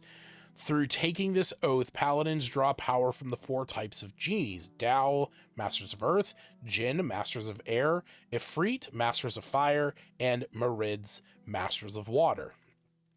In Faerun, many paladins who swear this oath hail from Kalimshan, a land teeming with genies. Paladins who swear this oath often undertake quests that take them all over the realms and across the multiverse, including the elemental planes. These paladins share the following tenets: sow the seeds of creation and the ashes of destruction, lead with splendor and grace, and respect the elements and fear their wrath. All right. Immediately after you cast Divine Smite, you can expend a use of your channel divinity to use one of the following effects. Dao's Crush. Earth rises up around the target. They are grappled, and when grappled, have restraint. Okay, so you can restrain a creature. Okay. Genie's Escape. You teleport to an unoccupied space within 30 feet, and... Jesus.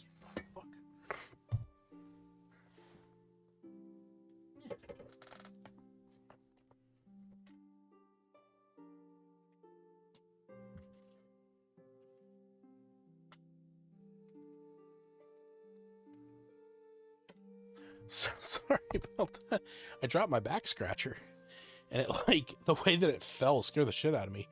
All right, Genie's Escape. You teleport to a non-occupied space within 30 feet and take on a semi-incorporeal form, which lasts until the end of your next turn. While in this form, you have resistance to mundane damage and have immunity to grapple, prone, or restrained. Okay.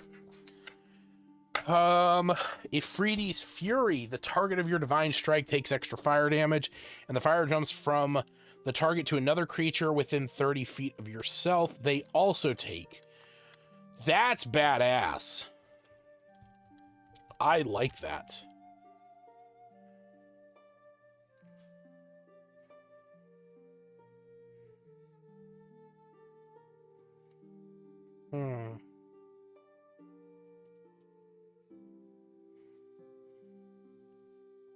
Huh.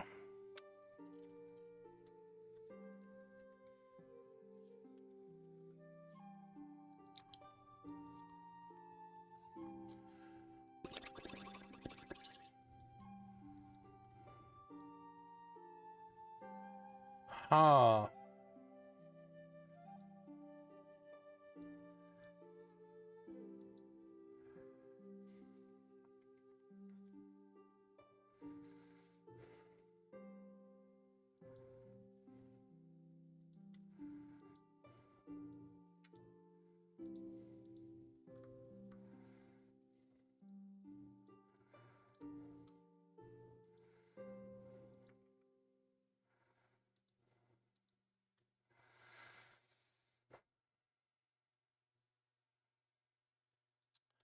Huh.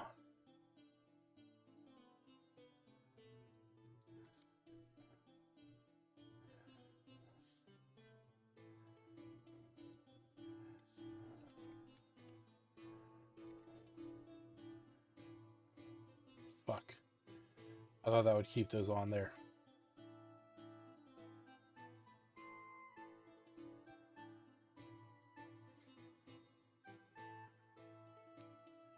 Okay, but still. If a...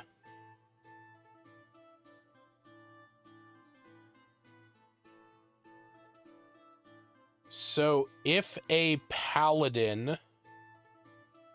If a genie paladin... Granted, they can't technically get it, but they could...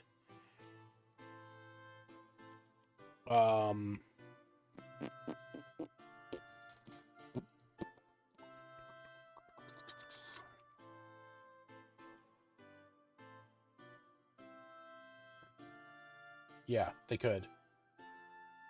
Okay. Charisma. Yep. Okay. So if a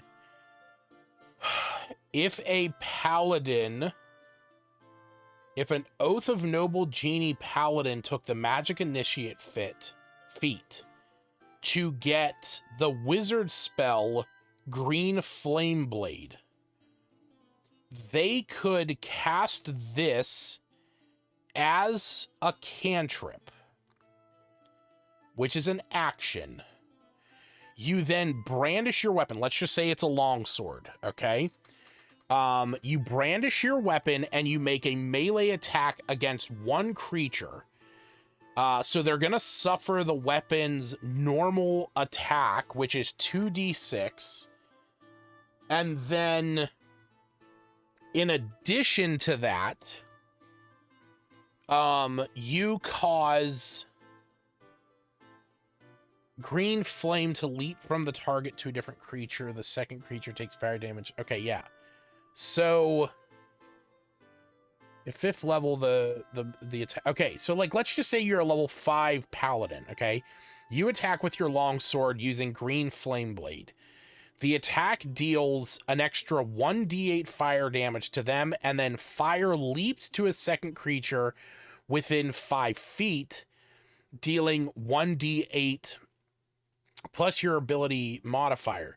You then use Divine Smite, which is a bonus action and a leveled spell, which you take immediately after hitting a creature with a melee weapon or an unarmed strike, which you are having to hit them with a melee weapon. This does not say a melee attack. It's just hitting them with a melee weapon. So in addition to the D8, they are taking 2d8 radiant damage, and then they're going to take 2d4 fire damage. And the fire that is jumping to the second creature can be the same one or a different one that this damage is going to. So in that scenario, the main target of your attack is taking... Oh, God. Oh, no. Oh, my dice. So the main target of your attack in this scenario for a level 5 Genie Paladin is taking... what? Is taking 2d6 from the long sword. They're taking 2d4. Yo, what's up, that turtle GM? We're talking about how a 5th level Genie Paladin can cast both Green Flame Blade and Divine Smite. So you attack, you cast Green Flame Blade and you attack with your longsword, which is going to be 2d6 plus, and again, we're saying 5th level. So 2d6 plus 1d8 plus an extra d8 to another creature, plus you're going to Divine Smite the first creature, so they're getting an extra 2d8, plus 2d4 due to Afreet's Fury, and 2d4 to that same second creature. So, okay. Now that I actually have the dice organized on my tray,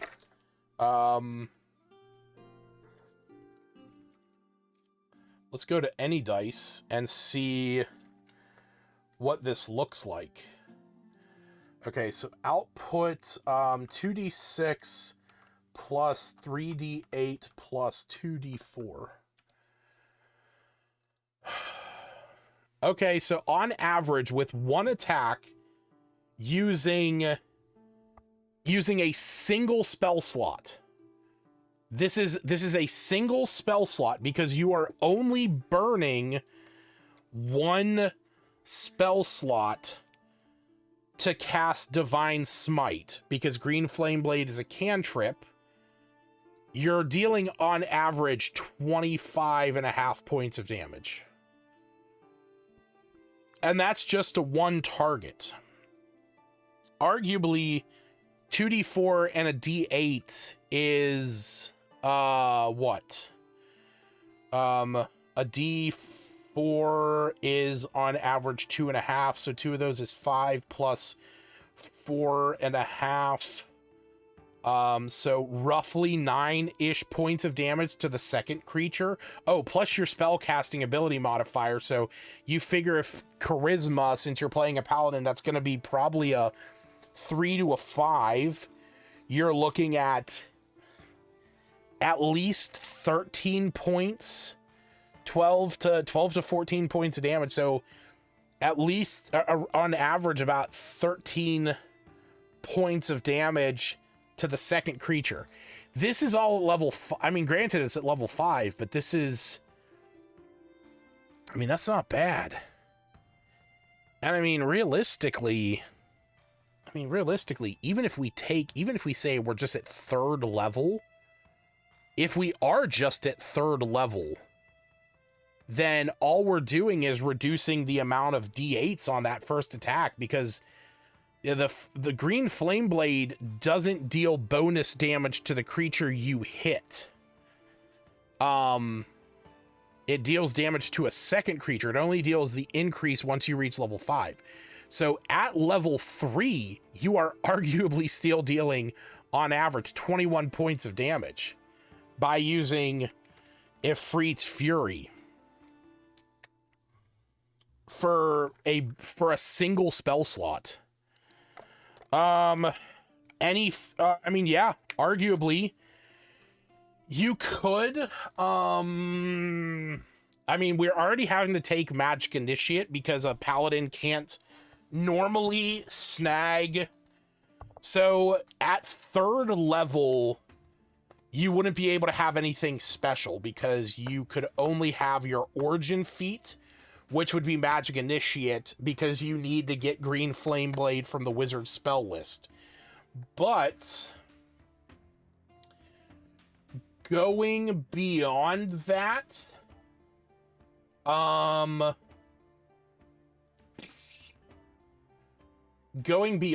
you could actually snag Elemental Adept, and go Fire, because that's going to increase your charisma by 1.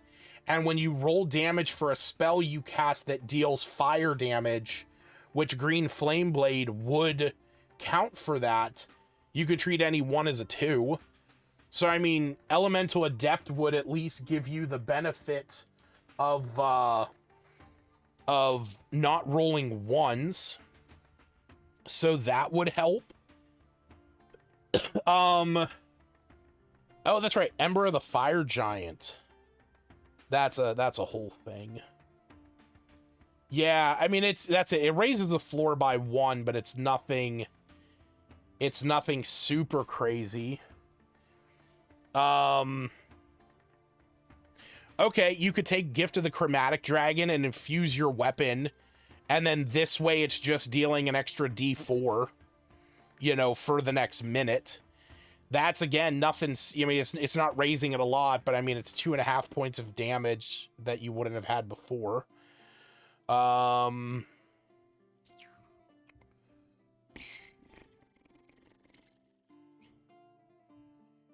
really think of anything else that I would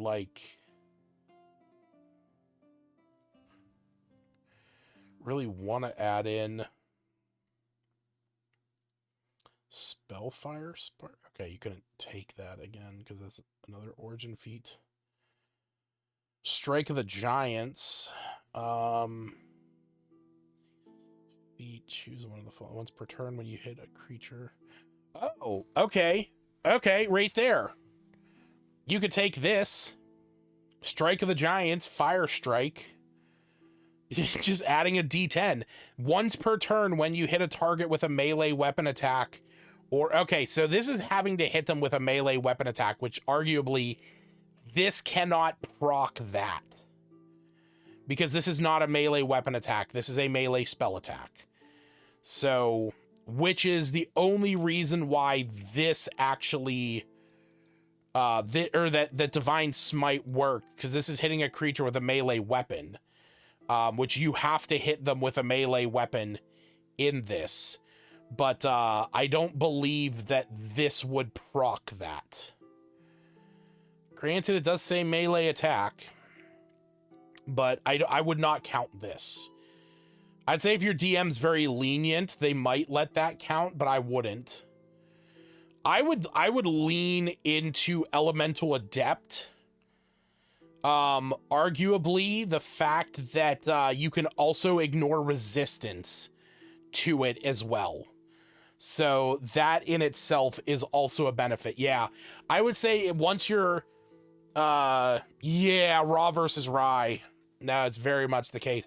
I would say if you're a third level, I would say once you're fourth level, Elemental Adept is probably going to be a good option. Otherwise, maybe Gift of the Chromatic Dragon. I mean, either Elemental Adept allows you to ignore resistance, which fire resistance is the most common one alongside poison. So I would lean more towards this. It also raises the floor a little, and arguably, since some of this is rolling D4s with the Efreet, you get a 25% chance to roll a 1. So what brought this line? Oh, so honestly, I'm just going through reviewing the new subclasses that are in the Heroes of the Realm, or the Forgotten Realms Heroes of Faerun book.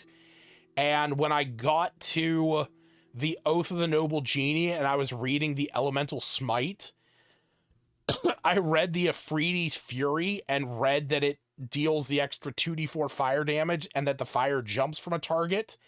And then I was like, oh, wait, that sounds like Green Flame Blade. And then I remembered, I was like, oh, wait, Green Flame Blade is an action cantrip that can proc the use of Divine Smite as a level 1 evocation bonus action.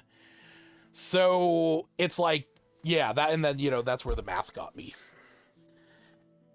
Ugh, I've been reading up on Obajima Tales. Oh, yeah, nice. That's the, that's like the Studio Ghibli one.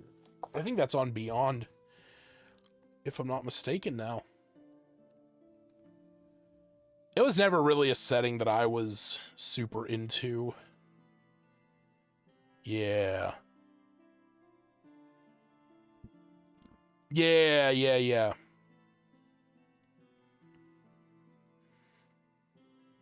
It looks cool as shit. Hey, look at that. I technically own it. I'm in so many campaigns that people are sharing stuff that there's usually always like an opportunity that somebody out there that I'm in a thing with, I'm in a campaign with, has it. So, yeah, I've never been huge. I mean, not that I want to say that like I've never been huge into Studio Ghibli stuff. I've just never really watched it. So normally I'm mega into the subclasses and stuff in there. The world is simple and honest and cute. Nice. Oh, I'm glad for you. I have to look into it now that I realize, I mean, granted, I could have also looked in 5e.tools, and I'm sure it's in the homebrew there. But, yeah, like I said, I've never really been super into it, but I'd be curious to see what it has. All right. So anyway, off to that math side tangent. Princess Mononoke. Yeah, you know what? Actually, I do want to watch some of those. I've seen Howl's Moving Castle before as a kid. And making a video on the Manticore, been busy. Nice. Making a video. Ah, you make, what the fuck is that? Okay. Why is it pushed over like that? Oh, I see. I miss my other monitor. Video. Nice, that's sick. I have been very slowly trying to work on a video series. Very slowly. And I've sort of let it sit off to the side while I manage life. So I had this I've had this idea for a few, like about 2 years, for a series called The Tavern of Many Faces. And shit, what was that one website that I used to like figure out my template? Oh, God.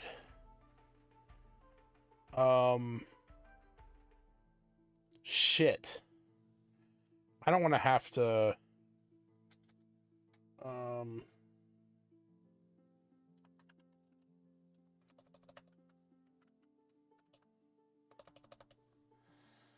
oh my God.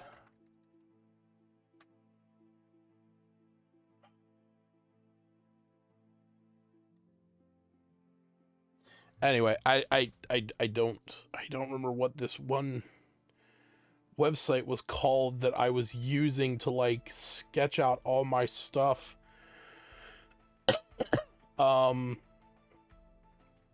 But it was so basically the series would be a means by which I could share character creations with like the community, because the thing that I love about D&D is making really fun, awesome, interesting characters.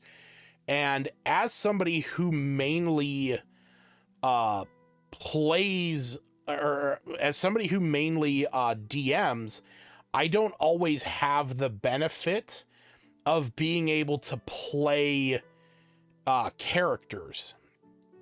So the idea that I had was that I was going to make characters and then present them to the audience in a way where it was as if the players were entering into a tavern known as the Tavern of Many Faces. And when they would go in, they would be greeted by by the tavern keeper there, and you know, he'd be like, "Oh, hey, welcome back. It's good to see you again." And I may have found the link. Shit, maybe not.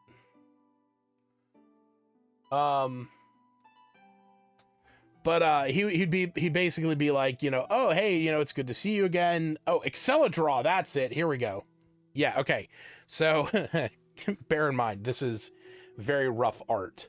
But like the part, you know, the scene would start with like the exterior of the tavern, and then it would go in, you'd see the barkeep, and then it would like pop up like a video game style thing where it'd have like a little dialogue box, and like it says here, "Welcome back, adventurers. Glad to see you weather those nasty gnomes up in the mountains. So you've got the look of a crew member missing. Come to find a new set of boots for your marching order?" And then like a pause. "An artificer, you say? Well, you're in luck. Check by the hearth. There's a tiefling over there by the name of Cinderwrench that might just fit the bill. But be careful around her. She's more likely to fix your problems by exploding it first." And then we would jump over to Cinderwrench, who is one of the characters that I came up with. Talia. Where's the art? Here it is. So this would be the scene. And There we go. Yeah, we'll cut this in. Square that up just a bit. Awesome. So, like, you know, go to there, and then it would pop up with, like, a similar dialogue box, and she'd be like, you know, like, oh, I wasn't expecting bounty hunters after me this time, and it's like, oh, you're looking for somebody to join your party. Well, you're in luck. And then it would jump to, like, small vignettes of her backstory of how she grew up in a, like in a like a tinkerer's guild, but she was kind of looked down upon because she was a tiefling, and you know, they weren't really like super into her. But then she created this like basically living construct that actually had like the ability to dream and stuff like that, and everybody you know, was impressed. But oh no, Master Halvin, her mentor, he decided that he was going to take credit for the creation of Flicker the Raven. And so he stole Flicker and presented him to the guild as his own creation. And now Talia burnt down his workshop and is now on the run in the hunt for whatever happened to Flicker, and just trying to like make her way in the world. And so we would have these 3 vignettes, and then it would cut back to Talia, and she'd be like, yeah, I'll join your party. And then it would cut back to the barkeep, and he'd be like, hey, guess you're going with her now.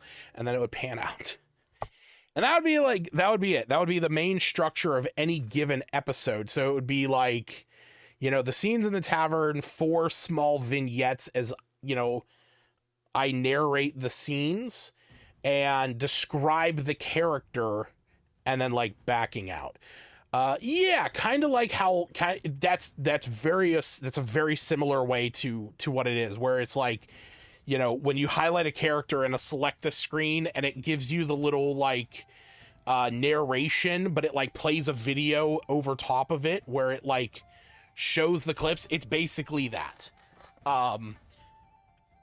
But every episode would have a different character as like a different class and everything. But yeah, it's been like 2 weeks since I put forth any work.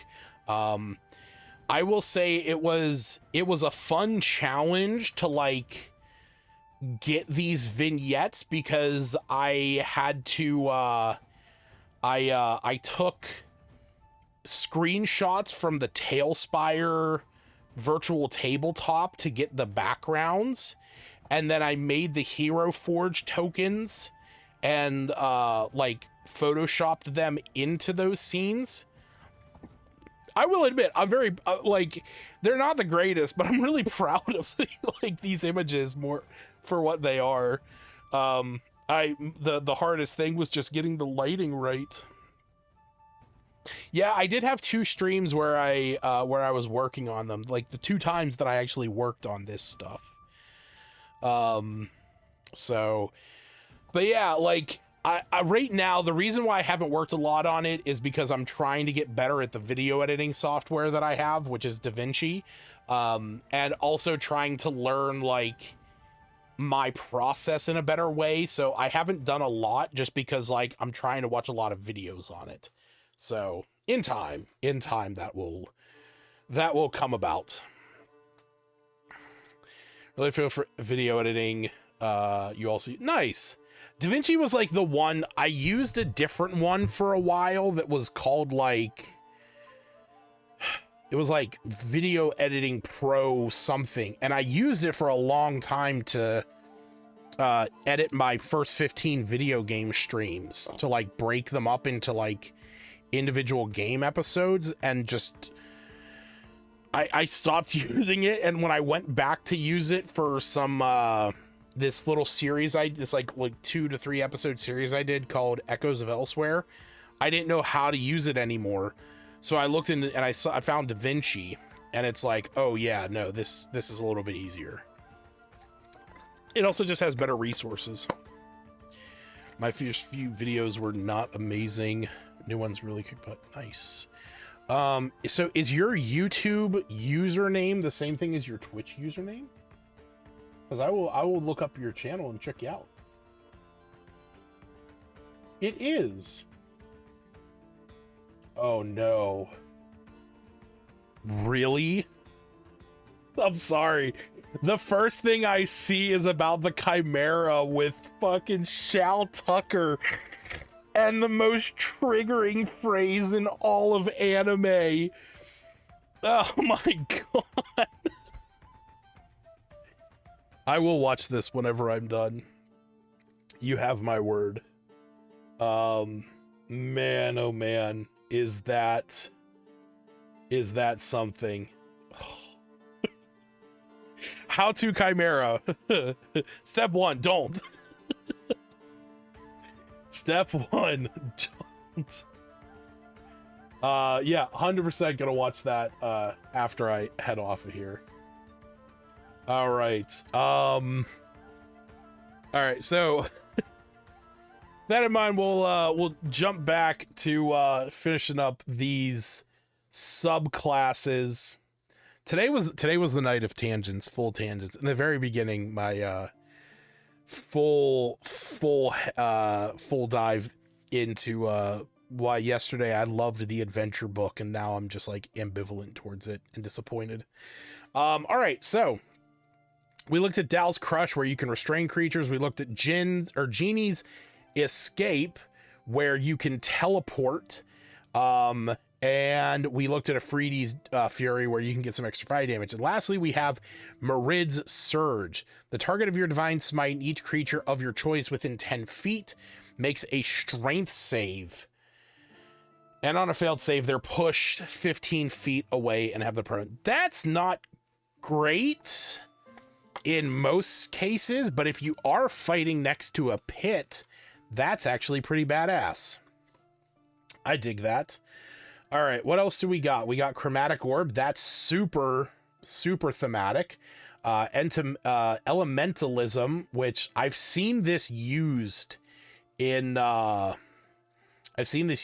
game, and it's actually pretty decent. We got Thunderous Smite, Mirror Image, Phantasmal Force, Fly, Gaseous Form, Conjure Minor Elementals, Summon Elemental, Banishing Smite, and Contact Other Plane. In addition to this, when you aren't wearing any armor, you have a base AC equal to 10 plus Dex. Okay, so your base, so Genie Splendor is unarmored defense. 10 plus Dex plus Charisma. Phantasmal Force. Yes. You can also use the shield and still get this benefit, and you gain proficiency in acrobatics, intimidation, performance, or persuasion. All right, not bad. Oh god, the fan force stick. That's all that makes me think about is the fan force stick movie. All right, what do we got here? Level 7, Aura of Elemental Shielding. Choose one of the following. Your allies, so acid, cold, fire, lightning, or thunder. Your allies have resistance to that damage while in your aura, and at the start of your turn, you can change this. Okay, cool. So so whatever you're fighting, whatever situation is, as long as it's acid, cold, fire, lightning, or thunder, you can swap around to whatever you need. I don't mind that. That's pretty decent. And then we have Elemental Rebuke. When you're hit by an attack roll, you can use a reaction to have the damage rounded down and force the attacker to make a dex save, taking 2d10 plus your charisma on a failed save. Number of times equal to charisma. Okay. I think that needs to be a little bit higher, but yeah. All right, Turtle, have a good night. I appreciate the follow. And like I said, I'm going to definitely check out that video as soon as I'm done here. So have a good night and peace out, buddy. All right, level 20, Noble Scion. As a bonus action, you gain the benefit. Oh, wait. I was already subscribed to his channel? I just looked over. I was like, you know what? Before I forget, I'm going to subscribe to that Turtle GM. I'm already subscribed to his channel. That's awesome. What have I there? I had to have watched something of yours, obviously, in the past to do that, but I don't know. That's crazy. Yeah. Unless I did it like in the moments of clicking through, but yeah, I think I already was. That's hilarious. I'll unsubscribe and then resubscribe. I don't know. I'll have to check out some of your videos and see. It very well could have been some of the how-tos. Yeah. Super curious. All right. Anyway, Noble Scion, as a bonus action, you gain the benefits below for 10 minutes or until you end them. So you gain a fly speed, and when you or an ally in your aura protection fail a D20 test, you can use a reaction to succeed instead. That's awesome. All right. Okay, not bad. I will say, like, this is kind of meh. It's whatever. I mean, a fly speed is great, but I mean, you're all the way to level 20 at this point, so and using your reaction to allow somebody to succeed, that is good, but again, level 20, there's already some crazy stuff going on.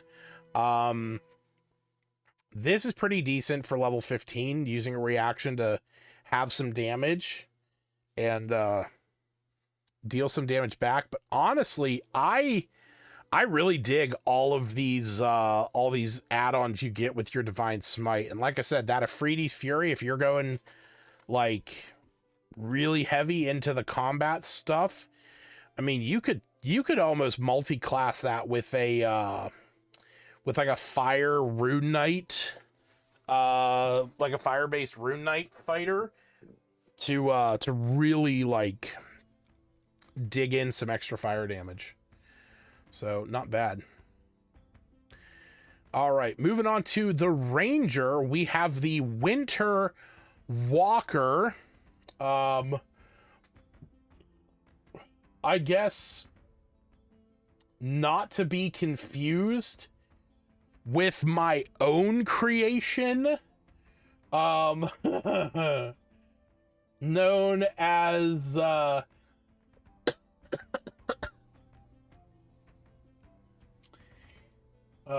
the fuck is it?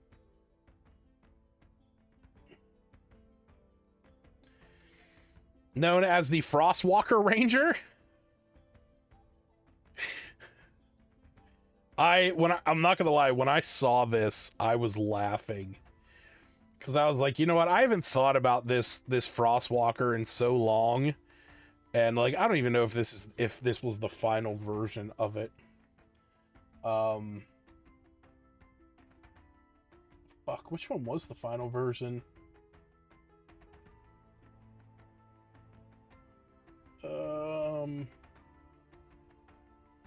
Oh, here. This, I guess this, yeah, this was the final version. Okay, so it is that one. Whose is better? Not mine. Let's be fair. Not mine. But let's just see. Let's compare them. So, Winter Walkers hone their craft in the bleak and frozen wilds of places like Icewind Dale. These ruthless, rhymed rangers, I love that, ruthless, rhymed rangers, hunt monsters that haunt Arctic wastelands, eventually becoming frigid terrors themselves. Winter Walkers are well versed in the phenomena of Icewind Dale, including the latent magic of fallen nethery cities, endemic monsters like yetis and cragcats, and the rising threat of Underdark invaders. Due to their cold pragmatism, terrifying magic, and the mastery of the region, Winter Walkers are regarded with equal parts respect and fear. Tentow's citizens say that Winter Walkers' frequent exposure to malignant entities gives them their fearsome powers. Many ragged nomads, on the other hand, believe the true nature spirits bestow on Winter Walkers a unique curse. Starting to feel like you went from liking the Adventures book more to maybe... I'm... Let's be fair, they're very different monsters, okay? I really enjoyed what I was looking into yesterday in the adventures book because I was looking at it on a surface level. Once I really started digging in, I started seeing the inconsistencies and the downsides to it. It's really hard to mess up subclasses and like stuff like this. The player facing stuff is always going to be a little bit more like, oh, cool, because it's not something you have to work with. It's, you know, it's like the building blocks, you know, this is what they're giving you. It's all mechanics. Like, this is not something that I have to build onto. My back is so itchy. All right, so at 3rd level, damage from your weapon attacks, ranger spells, and ranger features ignore cold damage, or ignore resistance to cold damage. You have resistance to cold damage. When you hit a creature with an attack roll using a weapon, you can add a d4 of cold damage, which can take this extra damage only once per turn. When you reach ranger level 11, this increases to a d6. All right. Ice rhymes you and your prey, protecting you and slowing them. When you cast Hunter's Mark, you gain temporary hit points equal to a d10. Additionally, while a creature is marked, it can't use the disengage action. Additionally, you gain Ice Knife, Hold Person, Remove Curse, Ice Storm, and Cone of Cold. Okay, so we both went Hold Person and Ice Storm. So you know what? Happy about that. They gave temporary hit points with Hunter's Rhyme. I gave it by giving them access to Armor of Agathis. All right, so we both gave resistance to cold damage, although I also gave them immunity to extreme cold and proficiency in the survival skill.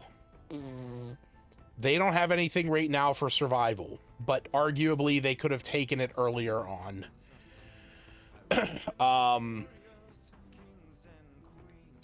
So sure.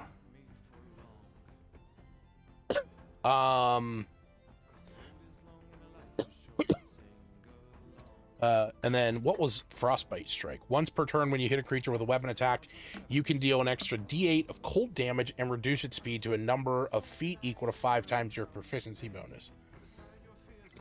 If this reduces its speed to 0, it must spend 3 feet of movement for every 1 foot it moves during its next turn.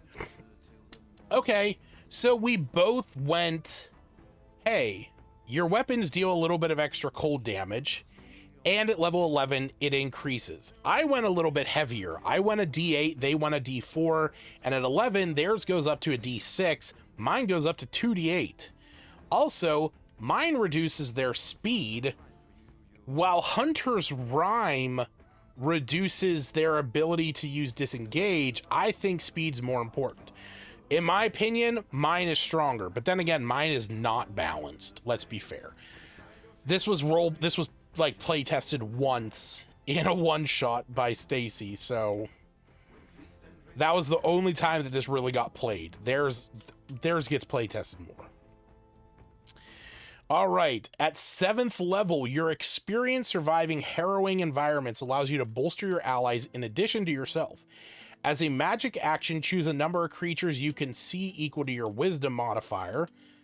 Each of those creatures regains 1d10 plus your ranger level and hit points and has advantage on saving throws to avoid the frightened condition.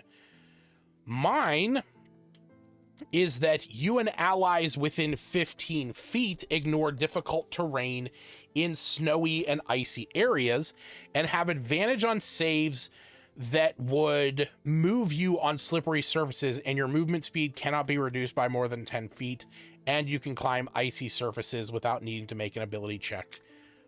So obviously mine is more about movement. Theirs is more about healing and support. So theirs is more support, mine is utility. Very different features. I think theirs is arguably better, but then again, mine was a lot about movement. That's like kind of the whole idea of the Frostwalker Ranger. All right, level 11, Chilling Retribution. When a creature you hit when a creature hits you with an attack roll, you can take a reaction to force them to make a wisdom save. On a failed save, they are stunned. While stunned, their speed is reduced. Hey, there's the movement reduction. Mine is that as an action, a protective coating of chilling ice forms across your body. For the next minute, you have advantage on con saves, immunity to cold damage, and any creature that hits you with a melee attack has their speed reduced by 15 feet. Okay.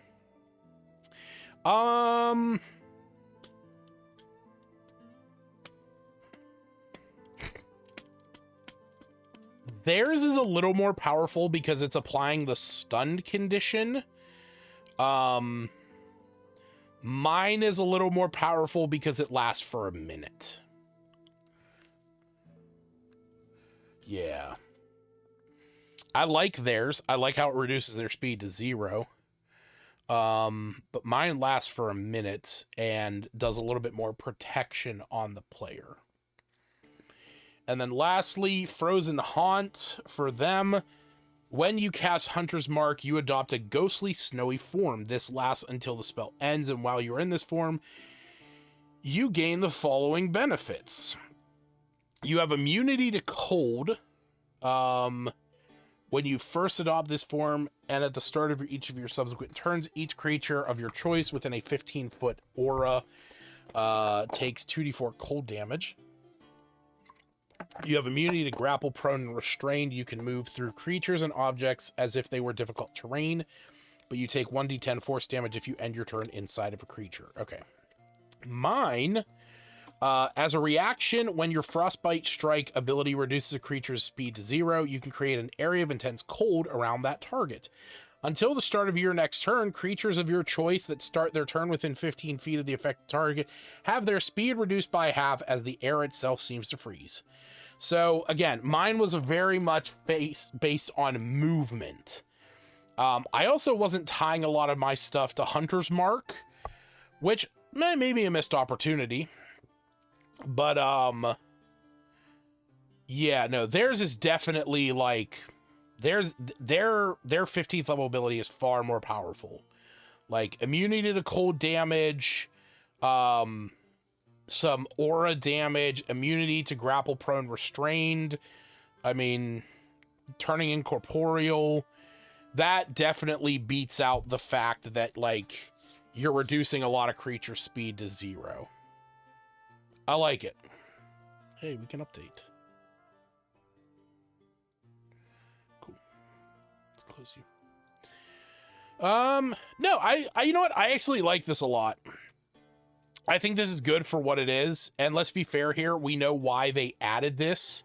Considering the fact that they have some Icewind Dale stuff in the new, in the Adventures of Faerun. That's why they added this Frost Walker, or whatever it is, Winter Walker. It's also why they added the Noble Genies and the College of the Moon. Like, the three kind of like thematic areas of the Dale land, I mean, of Moonshae Isles, Calimshan, and Icewind Dale, each getting their own subclass, essentially. And I mean, the Dale lands, also the Banneret kind of hails from there. Baldur's Gate is the scion of the 3. The Lost Library can really play into the knowledge domain. I mean, kind of the only ones that don't is Spellfire, Sorcery, and the Bladesinger. And the Bladesinger is just, you know, going to be a reprint. But I think this is good. I think this is good. It would be fun to play this in an Icewind Dale adventure. All right, moving on to the Rogue. And I actually know a little bit about the Rogue. And this Rogue is kind of crazy.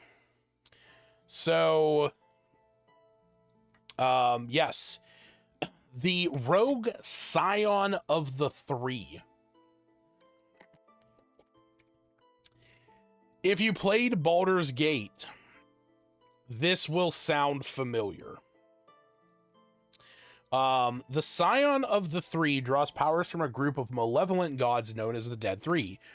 Bane, tyranny, or deity of tyranny, Baal, deity of violence and murder, and Merkel, deity of death. While some rogues of this subclass pledge themselves ardently to those three macabre gods, others find themselves thrust on this path by a curse. Either way, a scion's power manifests in various occult gifts, as well as an uncanny talent for striking and terrifying foes. Scions of the three are most common in Baldur's Gate, where the dead three have long competed for influence over mortal hearts.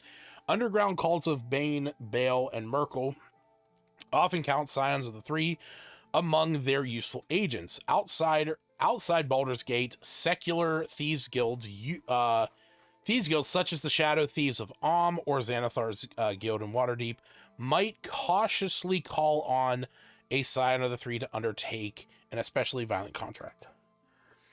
If you know offhand the subclass in this book that already existed, are they in the main books or were they from supplements? What do you mean? Are they in the wait? If you know offhand the subclasses in this book that already existed, are they in the main books or were they? So the only ones that existed before was the Knowledge Domain, the Banneret, and the Blade Singer. And the Purple Dragon Knight or the Banneret was from the Sword Coast Adventurers Guide, which was the first supplement in 2014. Or in the 2014 version. The Knowledge Domain has been around since the first player's handbook. Like, the thing is in the Arcana Death. Oh god, which ones was it? I forget. I want to say I know Forge was added later, I think. Hold on. Player's Handbook. Classes.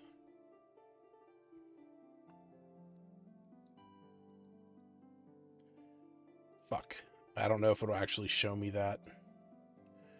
You know what? Wow. What a fucking idiot. I just have it right next to me.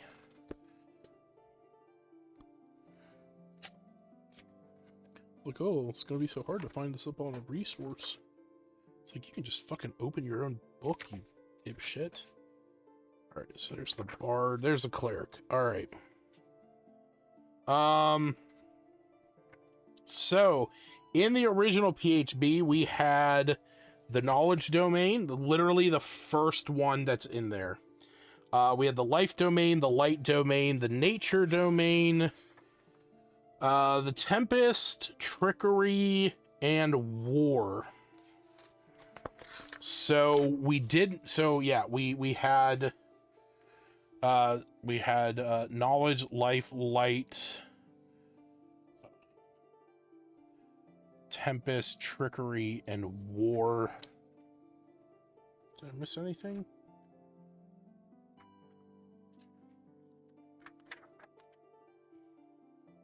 Yeah, no. Knowledge, Life, Light. Oh, Nature. Oh, that's right. Merle. Merle was a Nature cleric. Tempest, Trickery, and War. So yeah, those were the ones in the PHB, which is a lot. And granted, the wizard had 8, but yeah, knowledge was always there from the beginning. So the fact that was had to wait. And then the Blade Singer was from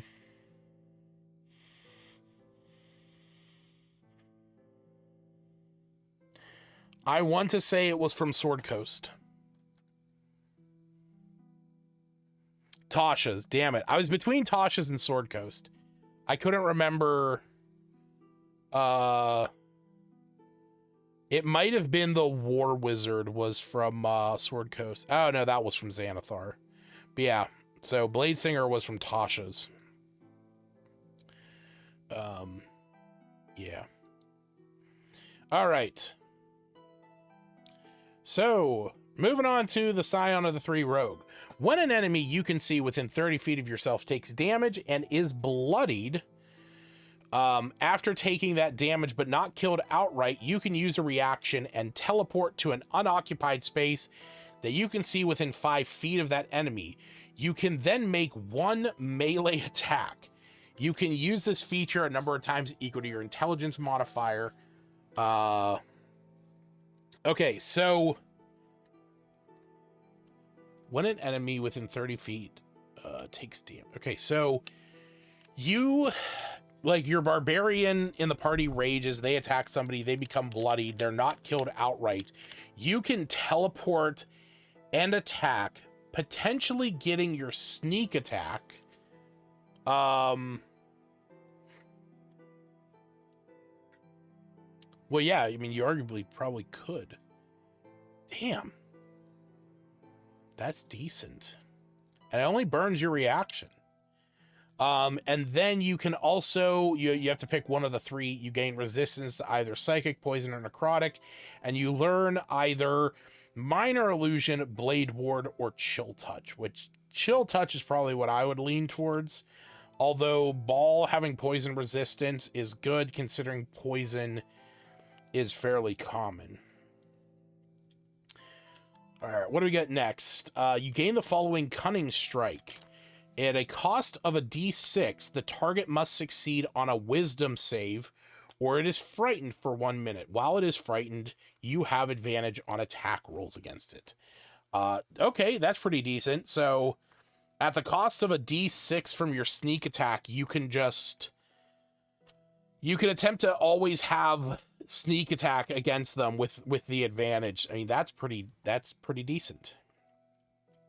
Level 13, Aura of Malevolence. You radiate malignant power associated with one of the dead three. When you use your Bloodthirst, which is the teleport reaction, each creature of your choice within 10 feet of either the space you left or your destination takes damage equal to your intelligence modifier. This is the same type as your resistance. Okay. That's actually pretty badass. There's this is kind of like the oh god. Ooh.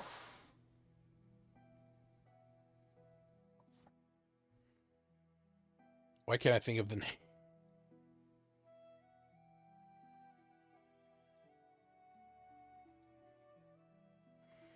Eladrin. This is like the Eladrin face step for summer, where you can deal some fire damage whenever you teleport. So that's not bad. And I would say going with necrotic, honestly, with the chill touch, that's probably necrotic doesn't usually have a high resist rate, but I mean, you ignore resistance anyway, so I mean, it doesn't really matter. That's cool. Plus, that also helps you get out of areas where you might be surrounded. So that's good. And lastly, so you gain a use of Bloodthirst when you short rest, and when you roll for sneak attack damage, you can treat rolls of 1s and 2s as 3s. Wow. So basically, at level 17, Murderous Intent is basically Elemental Adept for your sneak attack. Or improved Elemental Adept. That's awesome. I think this would be a really fun subclass to play, of being one of these ones where it's like, I'm like, the power that you are gaining is not because you wanted it, but just because these gods have bestowed it upon you, much to your chagrin. Like, I think that would be a really fun way to play, kind of like you are not necessarily meaning to do some of the stuff that's happening, but that it's just happening because they've taken an interest in you.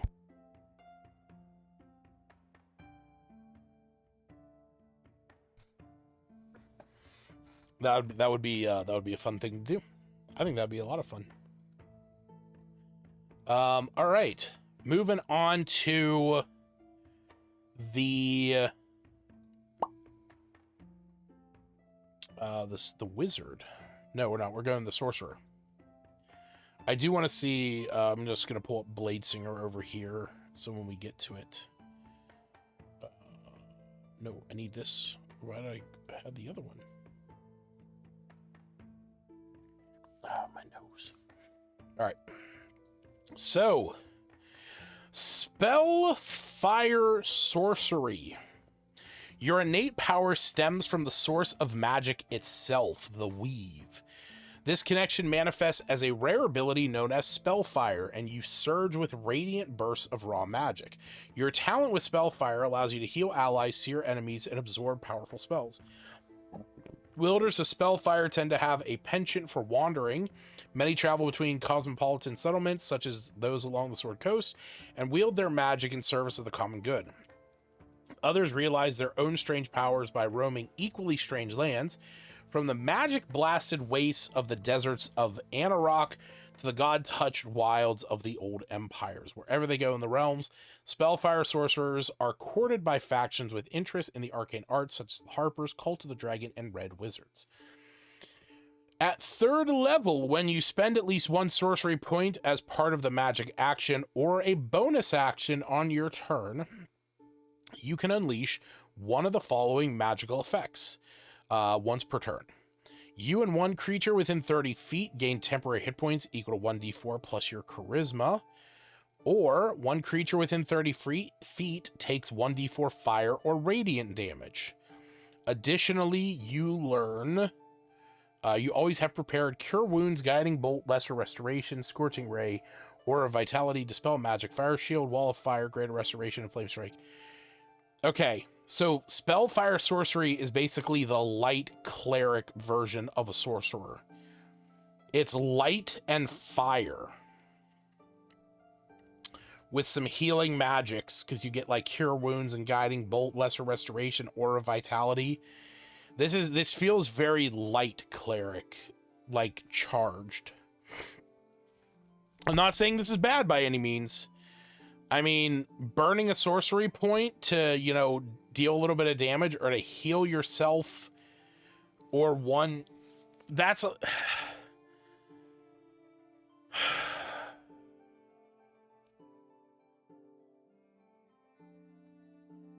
Oh boy.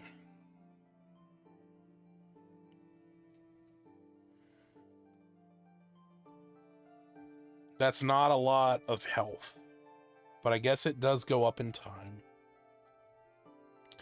All right, 6th level, you always have Counterspell prepared. When your target fails the saving throw, you gain 1d4 sorcery points. Interesting. Okay. So you always have Counterspell prepared, and if you fail to Counterspell them, you gain some sorcery points. If you're maxed out on your sorcery points, that's not great. But I mean, always having Counterspell prepared, that's really good for a player. It'd be tragic for a DM, but that's really good for a player. Kind of takes away, you know, one of the choices you have to make later. All right. At 14th level, your Spellfire Burst improves. You add your Sorcerer level to the temporary hit points. And, oh, yeah. Oh, that sucks. I was going to say, wait. So the temporary hit points you gain from this becomes a D4 plus your charisma modifier plus your level. So at this point, your charisma should be a 5. So it's a D4 plus 19. So you're gaining on average 22 points of temporary hit points. But the damage of your radiant fire is only a D8? At 14th level?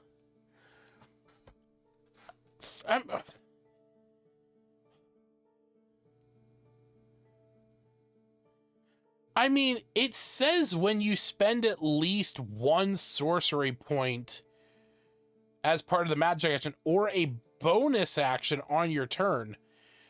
Could you spend more sorcery points to raise this? Because it doesn't say equal to the number of sorcery points spent. It's just that, like, if I use my sorcery point to transmute, I can also deal that when you spend at least one sorcery point as part of the magic action or a bonus action on your turn.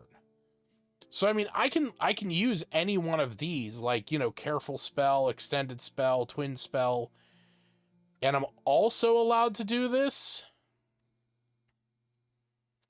I have to watch a video that talks a little bit more about it because, like, I kind of want this to be a little more powerful. This just doesn't feel... I want to be able to, like, the amount of sorcery points I spend is an extra D4.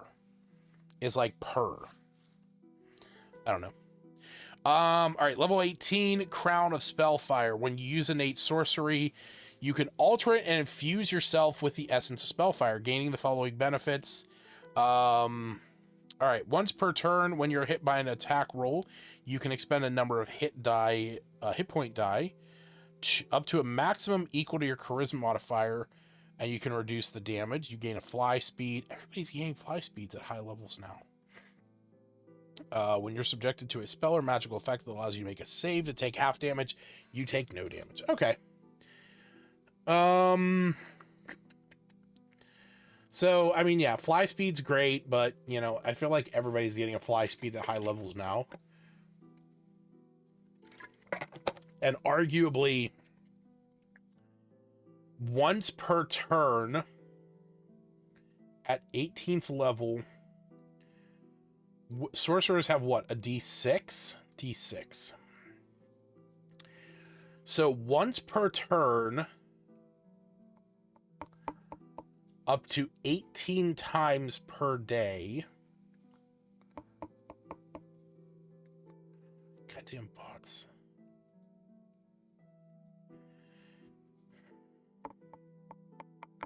Up to a maximum of 5d6, you can reduce damage, which is on average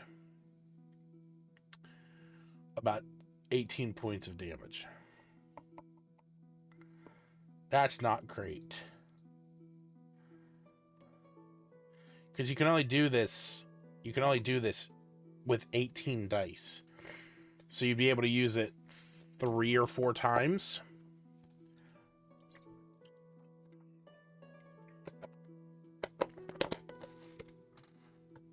I don't know about that.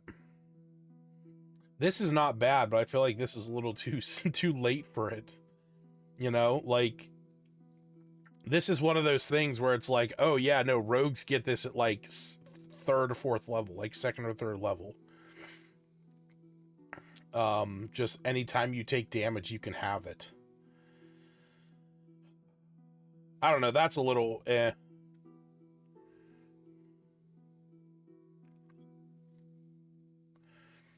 don't know. I mean, I feel like I need to know a little bit more about this. Like, what's the intended use of all this? Can I, like, up these? Is it used in line with these, or is it its own thing? I'll have to see if I can find a video about it. All right, and lastly, we are moving on to the Blade Singer. Hey, my dude, I went here to ask you to look at my homebrew and a map that I made. Yeah, dude, send it. If you want to share the links, Lucky, be my guest. I'll take a look at it right after you can share it in here in the chat if you want. If you got like a link to it, or if you want, you can also go to kelfscorner.com and join my Discord and drop it over there. There's a homebrew link in my Discord if you want to do it that way. So it's up to you. But if you want to drop a link in here, I can also just see it in the chat. I have a link for this one. Cool. Oh, cool. You're doing it through the Shapeheku stuff. Yeah, let me take a look at this Blade Singer subclass, and then I will definitely take a look at your map. All right, so Blade Singers, it looks like they just used a lot of the same. They definitely used the same first sentence. Blade Singers master a tradition of wizardry that incorporates swordplay and dance. In combat, a Blade Singer uses intricate, elegant maneuvers that fend off harm and allow the Blade Singer to channel magic into devastating attacks. Sorry, I gotta pull up another window. There we go. Whatever. And cunning defense. Many who have observed a Blade Singer at work remember the display as one of the most beautiful experiences of their lives. A glorious dance accompanied by a singing blade. Blade singing is associated with the ancient elven societies that first mastered the art and coined the term. Even today, most Blade Singers still hail from old elven realms, such as Myth Draenor, or from non-elven societies that share land and history with elves, such as the Silver Marches. Wherever they hail from, Blade Singers take their talents all across the realms to help common people and perform heroic deeds. Cool. All right, so keep in mind this is coming in at 3rd level instead of 2nd, where it was before. But as a bonus action, you can initiate the Blade Song provided you aren't wearing armor or using a shield, which previously it was medium or heavy armor, so you could arguably be wearing light, but as a wizard, you don't have proficiency with light armor, so it doesn't really matter. But if you took a feat that gave you armor proficiency, you could still wear light armor with this. So anyway, in the new one, you can't be wearing any armor. It lasts for a minute, which is the same as before, or ends if you're incapacitated, again, same as before, or if you don armor or a shield, or if you use 2 hands to attack. So again, it's basically the same thing. While active, you gain the following benefits, and you can do this a number of times, equal to your intelligence modifier per long rest. Previously, it was your proficiency bonus. I actually prefer that it's tied to an intelligence, because while you don't have the higher cap, you don't have a higher ceiling, but you get more uses out of it in the earlier runs. Okay, weird. But you gain a bonus to your AC equal to your intelligence modifier, and your speed increases by 10 feet. And you have advantage on dexterity, so that's all the same. When you make a con save to maintain concentration, you gain a bonus equal to your intelligence modifier. That's the same. And whenever you attack with a weapon in which you are proficient, you can use your intelligence. Okay, so it is... Okay. So it's basically the same thing.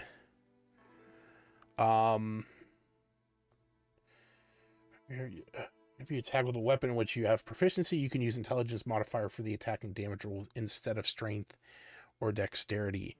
So that is new, which is good, because I mean, obviously intelligence is going to be your highest, but dexterity was usually like also high up there for these. So I mean, it's good that they have that.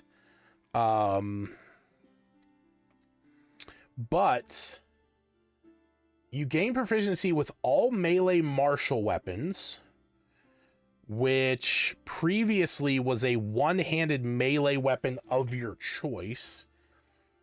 So this one also can't have two-handed or heavy. You can use a melee weapon in which you are proficient as a spellcasting focus, which is also really good. And you gain acrobatics, athletics, performance, or persuasion. Okay, you know what? I like the new one. I like the new one more. It gives you the bonus of being able to use intelligence instead of strength or dex, as well as giving you proficiency with all martial weapons that don't have two-handed or heavy. And giving you the choice of a proficiency. Granted, you don't have the light armor benefit with this, but arguably mage armor exists for a reason. So I actually like this. I think this is totally fine. Other than that, it's basically all the same. Oh, wait, is that difference? Yeah. You regain a use when you use Arcane Recovery. So arguably, you can also regain it on a short rest. So that's good. You can regain a single use on a short rest. All right. 6th level extra attack. You can attack twice. Moreover, you can cast one of your wizard cantrips that has a casting time of an action in place of it. Okay, yeah, so that's exactly the same. Song of Defense. When you take damage while Blade Song, you can use a reaction to expend a spell slot and reduce the blah, blah, blah, blah, blah. Yep, it is exactly the same. So that has not changed. Song of Victory. After casting a spell that is a casting type of an action, you can make an attack as a bonus action. This one was that you get to add your intelligence. Okay. That is right. This is where it was before. So they moved this all the way up to level 3. For some reason, I thought this was in there and I couldn't remember where it was. I'm really happy that this was added all the way down here. But granted, you're not getting a bonus, but you are using intelligence. What's the new one? After you cast a spell that has a time, you can make an attack. Oh yeah, no, that's great. That's great. I mean, just if you can fireball and then attack, that's awesome. Cool. You know what? I like the new one. I think it has some good changes. I like the intelligence base. Again, the light armor not being there is kind of whatever, but everything else is the same. Blade Singer has always been one of the better ones. So let's be fair here. Okay, so all in all, not bad. College of the Moon feels like a Dream Druid version for this, but I feel like I feel like it's fine for what it is. Knowledge Domain should have already been in here, but I do like the changes. Better spells getting added in. Don't like that you lost the 2 languages, but I guess getting Comprehend Languages and Tongues is nice. Banneret is really nice. I enjoy the changes they made to it. It feels very much like a non-magic paladin, which I really enjoy. Oath of Noble Genies is a fresh change to paladins. I like elemental stuff. I think it's really fun. Also, I really enjoy doing the mathing for Freedy's Fury with Green Flame Blade and Divine Smite. Winter Walker is a great version of the subclass I already made. I think it has a lot more utility as far as like mine was very focused on reducing movement and like movement through the wilderness and through icy areas. I think this one's a lot better. Sign of the Three, really cool. Love the whole teleporting thing. Love the ties to the 3 gods. I think it's fine. Spellfire Sorcery, I need to know more about it because the Spellfire Burst isn't fully grasped in my mind. I mean, it could also be because I'm sleep deprived right now. And Blade Singer is great.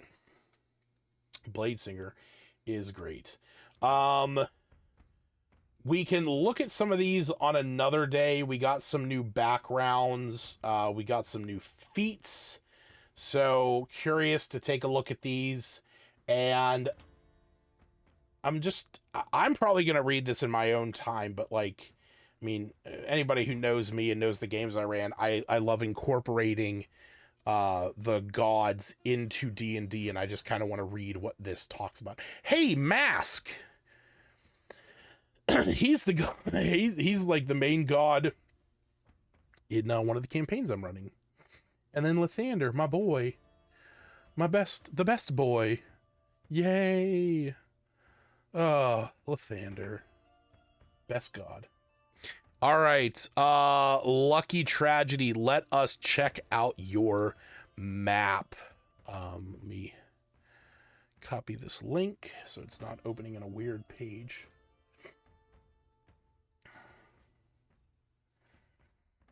All right, and you dropped the homebrew in here. Oh, you dropped some weapon changes. Interesting. All right, let me get these loaded up. Oh my god. So many pages. So many pages. All right. So, first off, Christ on a cracker. That's a huge ass map. Oh, I like how you did the docks. I really like how you did the docks. I played with this a little bit and I made my own map. I think this looks pretty cool. I love how they're chopping up a giant squid tentacle in there. Oh my god, you got so much going on in here. Holy shit. Yeah, you did. There's a... Oh my god. There is so much going on. I'm like, I don't know where to start. I feel like here, I feel like I just need to find a place and start. But there's like 1,000 entrances. Oh my god. And it's all connected. You started from the... Okay, so I'm going to start from the docks as well. All right, so in my mind, I'm a far traveler. I've come to the lands of wherever this is. There's a ship out in sea. We get into a small dock, and I come up to this dock. All right, so bounding my way out, and I go through here. I'm presented with a large hallway. I turn to my left, and there's a small office with its own private bathroom and 2 meeting rooms with a planning room. Okay, just beyond the docks, we have some toilets, some privies, as well as a preparation room for some of the sea catches, and what looks like a fucking boar's head? I don't know. So we have what I would assume is like another office, but there's a weapons rack. And then we have some scrolls, a meeting room, monster part. Yeah. And then we have a leading down into like an armory. Oh no, this is a funeral site. What am I saying?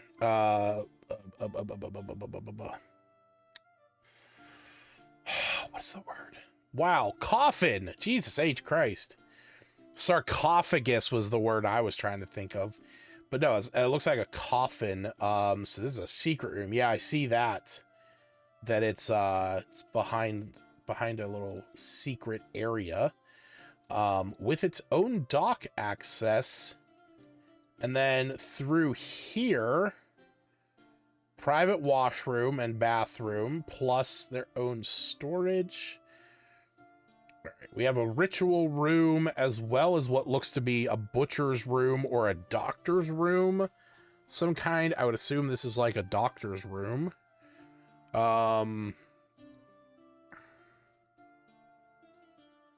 That's the owner's place. Okay. All right, so moving up from here, we have a common room with a door behind a fireplace. I feel like this has to be like a secret entrance there.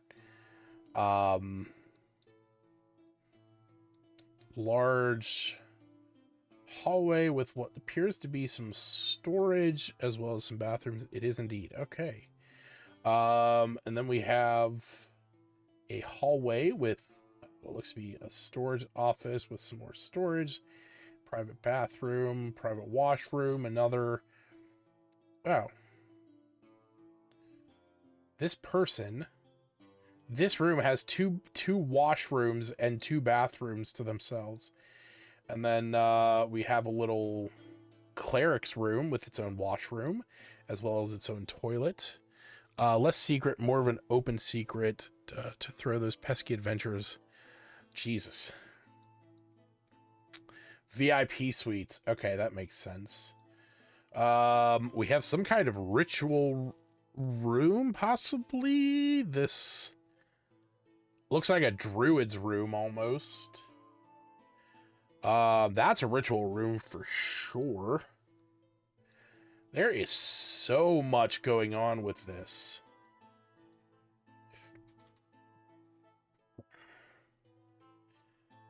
Wait a second.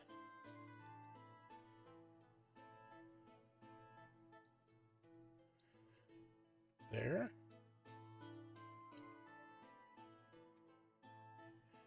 Okay, wait, hold on. If I get off the docks, I go up 1 flight, and then I go up a 2nd flight, and then I go down, so I'm at 1. I go down, so I'm at 1, and then I go down. Yeah, okay, wow, yeah, actually, that does math. Yeah, that does math. These bring you to the same level. This is then on the same level as that, and then that's at a higher level. I'll tell you what, that math.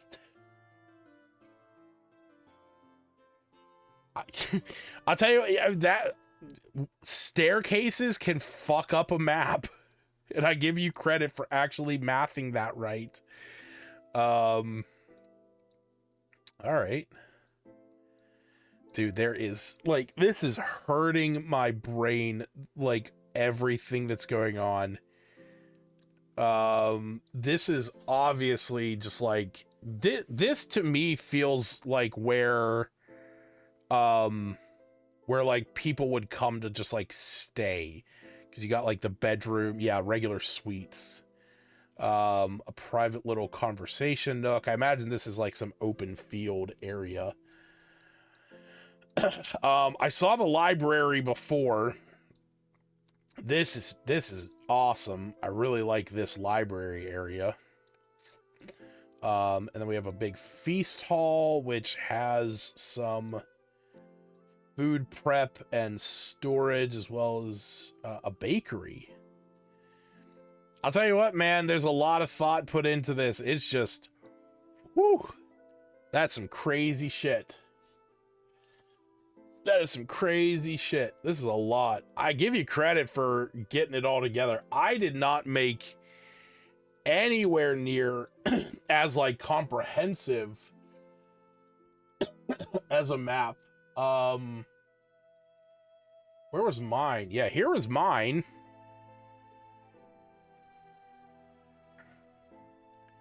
So yeah, I tried just making like a general adventurers guild with mine, so you would enter in from the top, and then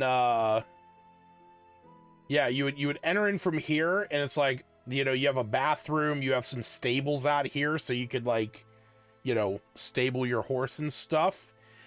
And then when you walk in, you have a storage area where you can hang some of your clothings and everything.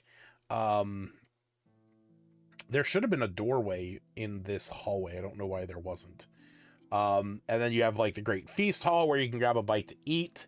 There was a chapel where the cleric stayed and had his own entrance. The wizard had his own area down here. Again, there should have been an entrance there. I don't know why there isn't. This was the rogue's quarters, and he had his own like secret stash of stuff. The fighter's room, he was just, they were pretty basic. And then we had like, oh yeah, no, that's right. I don't know why the door is gone. I really fucked this up. As you can see, there's a door that leads nowhere. So I definitely fucked some of these up. There was supposed to be a door here because this was going to be like the fighter / paladin. And this was like their meeting area.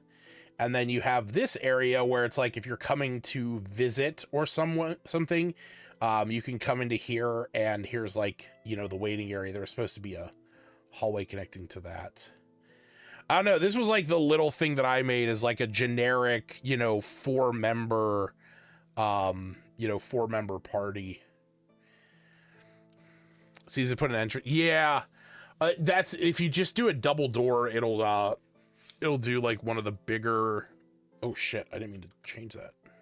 Yeah, if you do like a double door, it'll do that. I mean, this is so spacious. I feel like I would want to like chop this up if I would use this for anything. Like this section down here alone would make like a very jam-packed map. Yeah, I would get lost in here too. Like this is crazy. This is very, very big. Oh man. I'm very curious though to see some of your homebrew. All right.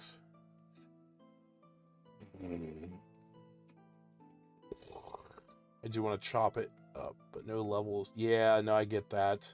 Yeah, I'm waiting for that to have a little bit more to it. All right, weapon changes for 5.5e. I understand that my fellow D players have been truly deprived of good weapon scalings. Taking the task upon myself to help in what I see as a problem. Scaling a weapon by +1, 2, and 3 has always been a staple, so I'll be balancing it around that, truly making it feel like rewards to get your grubby little hands on magic items. Okay. So, weapon masteries. Assurance. The weapon hits for a minimum of 2 damage on all rolls. Doesn't the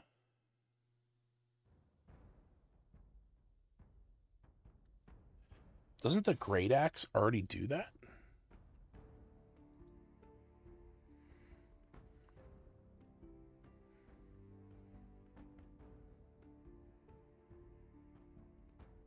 No, what is it?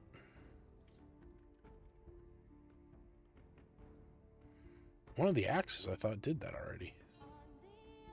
Or one of the masteries I thought already did that. Isn't one of the axes? Graze. That's what I'm thinking of.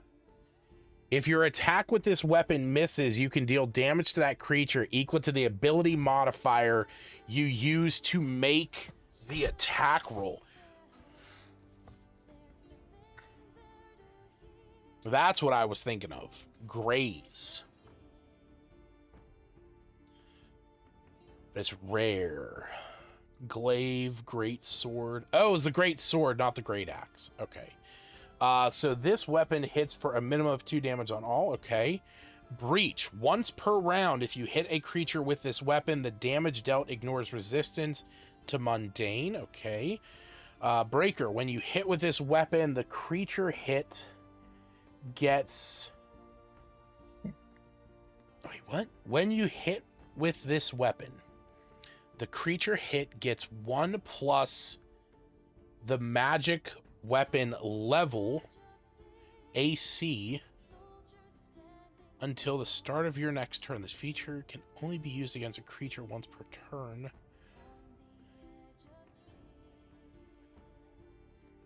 What? When you hit with this weapon... Oh, negative. Oh, I see it there. Okay. Sorry. I didn't see that negative. My apologies. Okay, so you're breaking their armor. I get you. Okay. Brush off. The damage that gets past your shield is reduced by the AC the shield gives. The damage that gets past your shield. So is that any damage you're dealt? So wait, does that just mean that if you're wielding a shield and and they still hit because your AC is only just a bonus. You get to reduce the damage equal to the AC. Okay. Slam the shield down as an action, setting up a full cover wall in front of you. I like this. I don't necessarily know if I would say it's a weapon mastery, but bunker, I would just require that to not be like a buckler, just flavor wise. Like if you have a small little buckler, I don't think you can. Oh, is there? Why is it zoomed in so far? It's probably because of me. It's being an idiot. Let me close this. Let me open this full screen.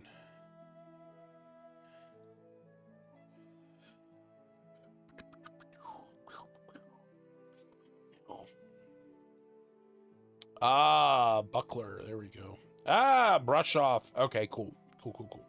Yep. All right, good.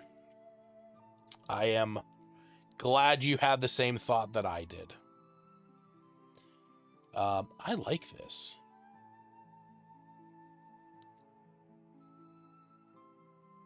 I like this a lot. I like having different types of shields.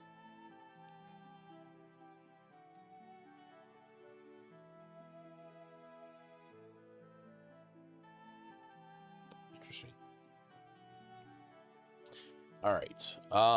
Cleave, if you hit a creature with a melee using this. Yeah, okay, so same thing. Concussion, when you hit an opponent with this weapon, they can no longer use a bonus action for the next turn. Far shot, double the range.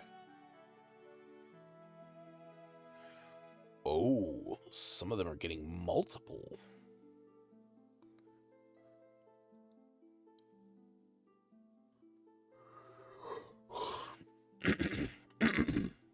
Hand crossbow. So the hand crossbow is getting far shot. I was just curious about what was getting far shot. Graze. Yep, we already had that. Inject. Double the poison damage when the weapon is poisoned. Is that on darts? Yep, I was about to say. Please tell me that's on the dart. All the symbols are balanced around the dagger. Okay. Jolt. If you hit a creature with this weapon, that creature can't make opportunity attacks until the start of your next turn. If you hit a creature with this weapon, that can't make. So that's basically, I mean, the name is kind of there. That's like, Shocking Grasp. It's basically just a melee version of Shocking Grasp. Which, granted, that would allow you to bonk somebody and then run the fuck away. So, but you get it with the Morning Star, and the net. Oh, that's all right. Oh, the net also has far shot. Crazy. Yep, we know what Nick is. Parry allows a creature to use their reaction to end a creature's turn if the AC from the shield blocked.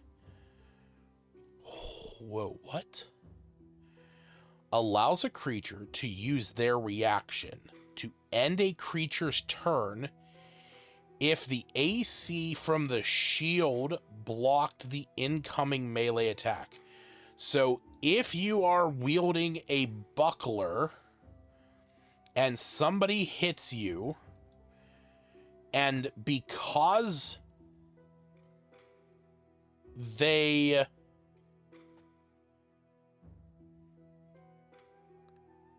So here's my question, okay?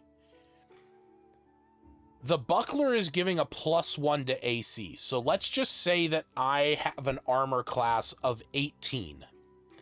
And with that shield, I have an armor class of 19. So if they hit me, if they make an attack and they roll an 17, the shield had no effect in their ability to hit or miss me. But if they roll a 19, it is only because of that shield that they miss. So is this parry only taking effect? Okay. Oh. Okay, you know what, though? I am going to admit. I was about to say, that seems a little underpowered. Like, you have a very specific window, which, unless this shield was magical, giving you additional AC bonuses, you have a 1-point window that you then have to burn your reaction. But arguably, it does end a creature's turn. So if that off chance that they not only roll perfectly to hit that window and you use your reaction, it does end that. You can also get the Shield Master feat. Yeah. I don't know. I don't feel like it's bad by any means. I just feel like it's that window is really small. And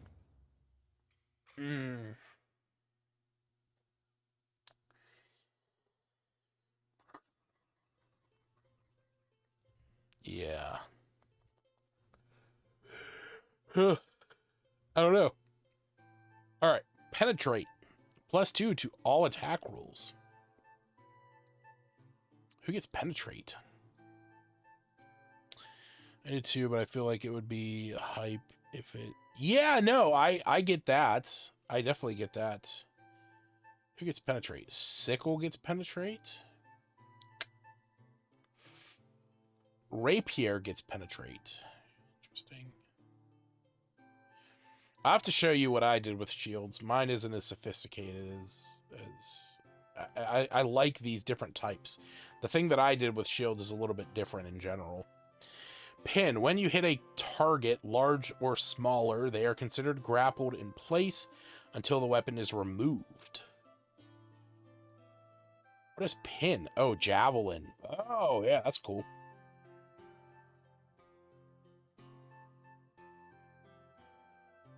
I dig that. I dig the javelin with pin. That's cool.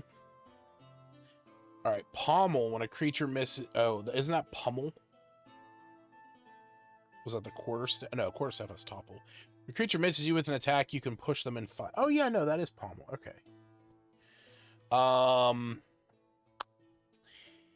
If you hit a creature, you can push them 10 feet. Reach, it gains an extra...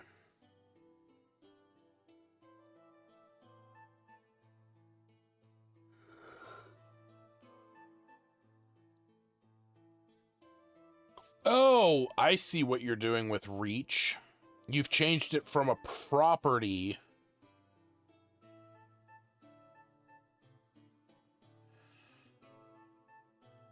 Except for some of these. Yeah, like the pike already has reach. The reach is a property, not necessarily a I feel like giving reach to the javelin, or not the javelin, which one was it? To the spear kind of makes sense.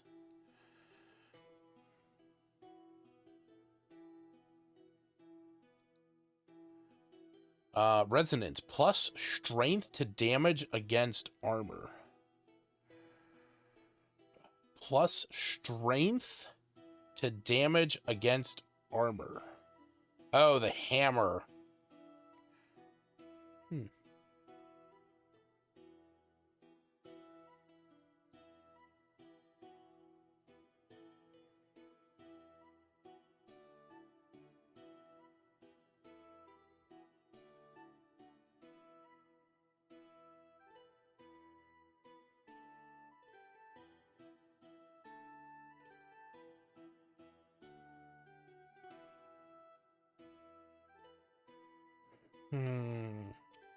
Skewer. When you hit this weapon, you can choose to leave the weapon inside.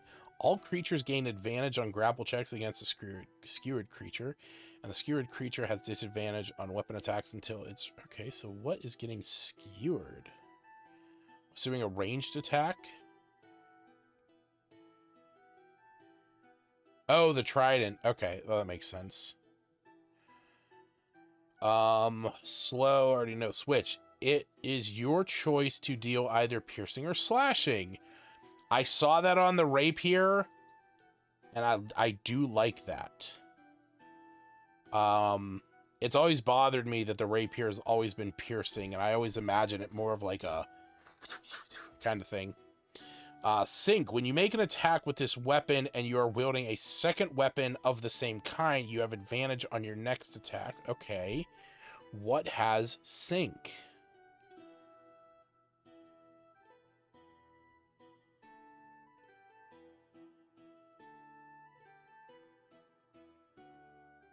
Scimitars. Okay, dual wielding scimitars. Okay. All right, we know who's a Dritz fan out here.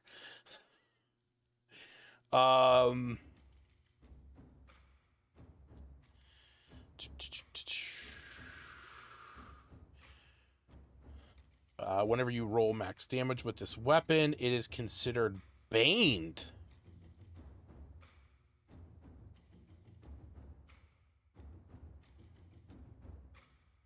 Whip. Okay. All right. Topple. Vault. If you hit a creature with this weapon, you can move to an unoccupied space within 5 feet. Vault. The longsword. Interesting. And Vex. I gotta say, man, you put a lot of effort, you put a lot of time and effort into this. I also want to look at what the fuck this is. Magic weapon damage improvement.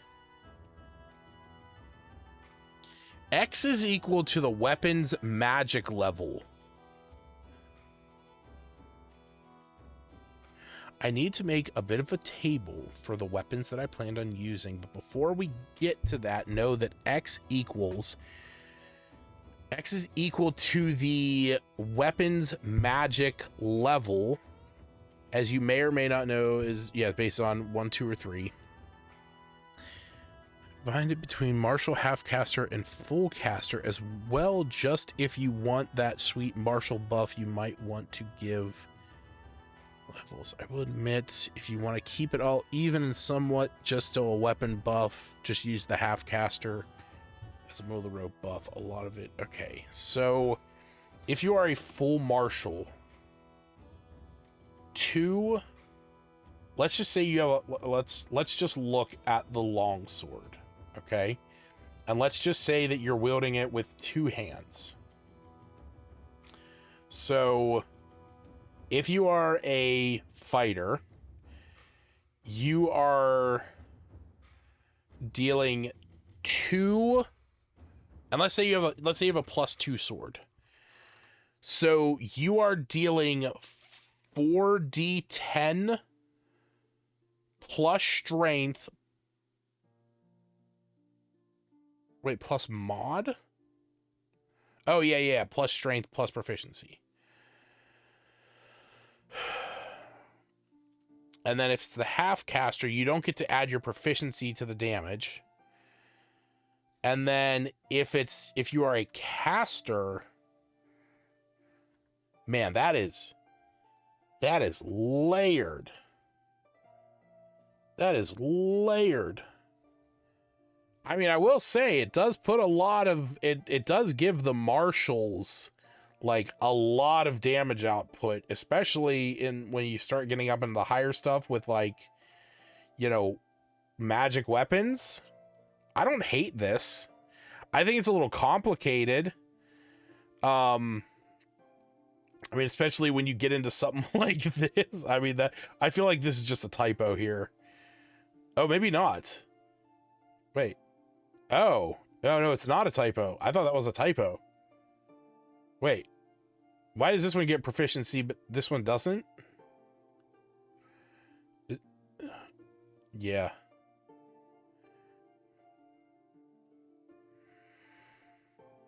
Okay, so wait, the mall is also having that. Think about caster.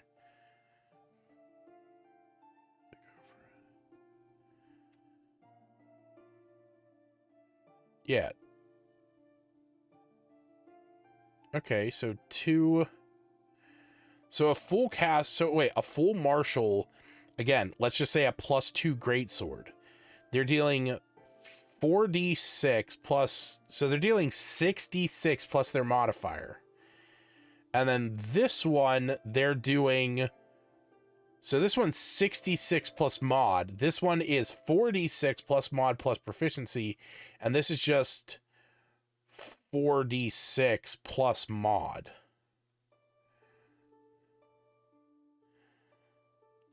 So if it was a +1 great sword, this would be 4d6. This would be 3d6 plus proficiency. So like the half caster is getting the benefit off of the great sword and the maul. And then they're getting just the 2d6. Like I said, this is a lot. I mean, if it works for you, it works for you. I feel like it's. I like some of the weapon masteries you came up with. I especially like the shield stuff. I think shields in a lot of ways just get really pushed to the side. Where's... Oh my god, it's been so long since I looked into mine. Oh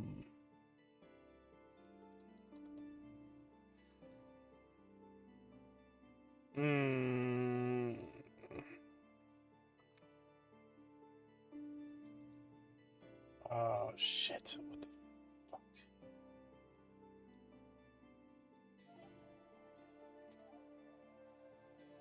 I don't... Oh my god, it's been so long since I logged into GM Binder. I don't even know if my house rules... I don't know if I ever added my shield stuff to the house rules.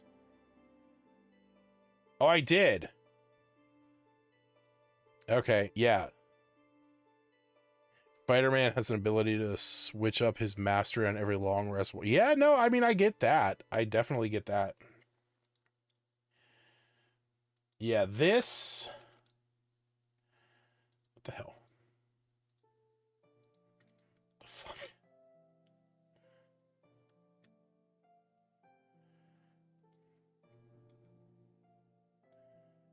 Hello? There we go. Yeah, so this was my answer to like changing up shield stuff. So as long as you're proficient with shields, all shields have a number of charges equal to your proficiency bonus, represented as D4s. Magic shields with an AC bonus gain extra charges equal to that bonus. So a +1 shield at level 5, you have 4d4.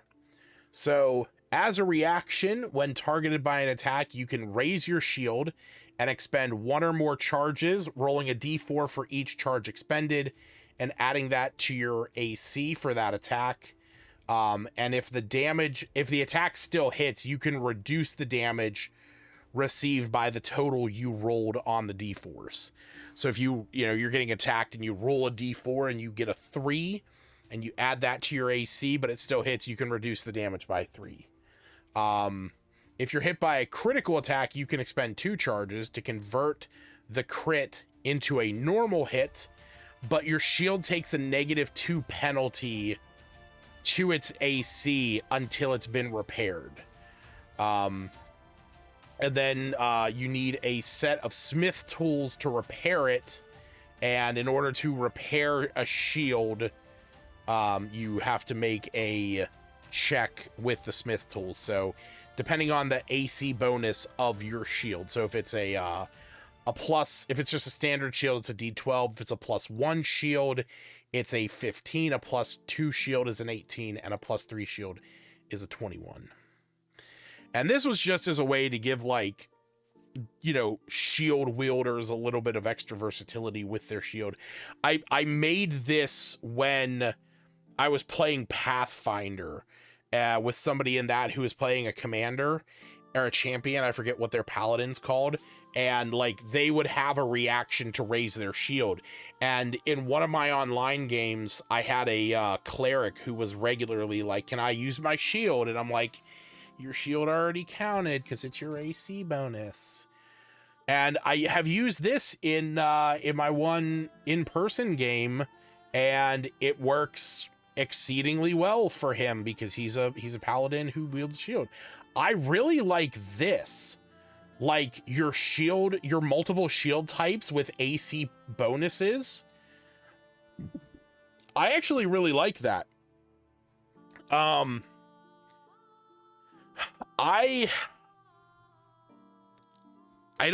don't necessarily know if I would lean heavily into the masteries. I understand why you did.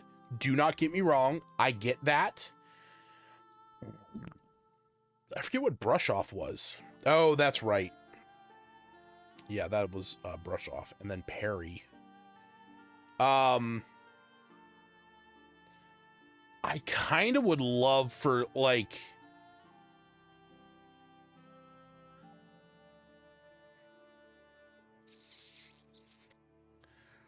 see I'm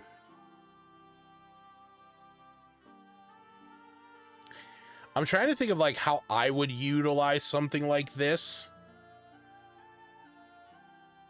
Like, I like the idea of the tower shield providing a higher standard bonus and requiring a strength. I really like that. And having it be that, you know, as a bonus action, you can implant this shield in the ground in front of you to gain full cover while it is planted. But you lose your ace, you lose the armor class bonus associated with it. Like during that time, because you have full coverage, you would get that bonus. You get the benefits of full coverage, but like you yourself would not have the AC bonus until you picked it up. I actually really like that. The buckler shield, I don't know. I think that like if I were to personally redo if I were to personally like work with these, I would say the buckler shield gets a +1 to your armor class, but as a reaction, when I'm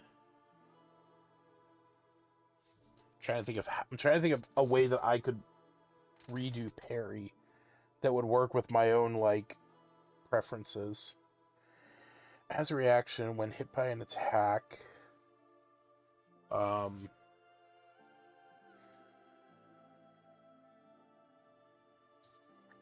window kills me. Oh, you know what? Actually, fuck yeah. No, let's do off balance.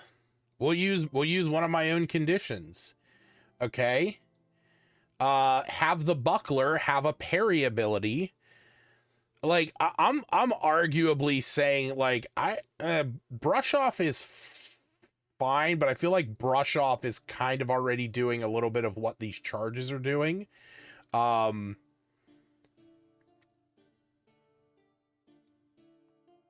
Reduced by the amount of AC if it gets past it.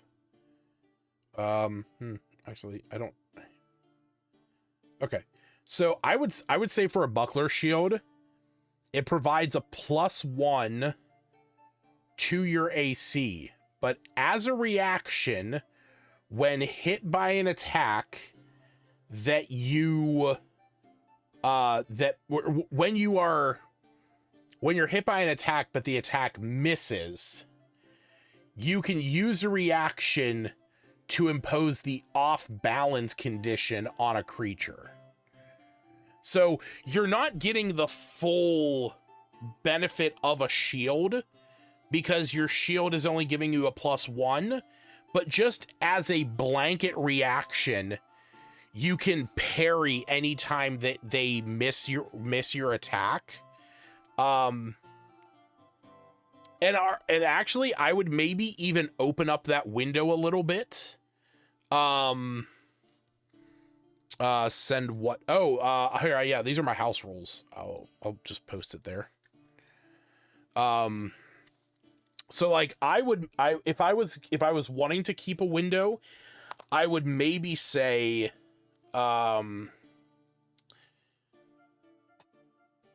you are hit by an attack, or sorry, when you are the target of an attack that misses when you are hit, when a creature makes a melee weapon attack again. No, I maybe not like that.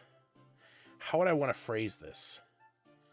Because you could make it a window where you could say along the lines of, you know, when a creature, when an attack misses you, or misses your AC by 5 or less, something like that. So like if you have a 19 AC because you have the +1 buckler and they hit you with a 14, or, you know, like a 15 or a 16, a 17, 18, or a 19, you can use a reaction to parry the attack and impose the off balance. It would have to be melee because it wouldn't really make sense with ranged. You could put pommel. Pommel was on this one, wasn't it? No, it was on the other one. Creature attack, you can push them 5 feet. Yeah, that wouldn't be too bad. The damage that gets past your shield is reduced by the AC the shield gives you. Heavy shield. So standard shield would be between buckler and heavy.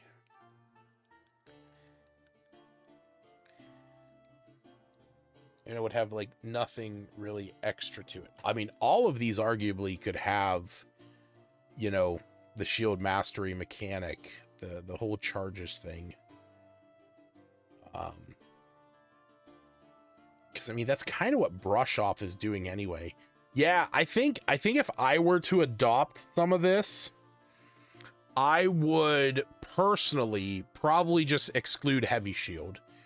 I would change parry to be more of a shield property rather than a mastery, and have it that, you know, you only gain a +1 AC, but if hit by a melee attack, that if you're the target of a melee attack that misses your armor class by, you know, yeah, that AC bonus window does kind of seem nice there.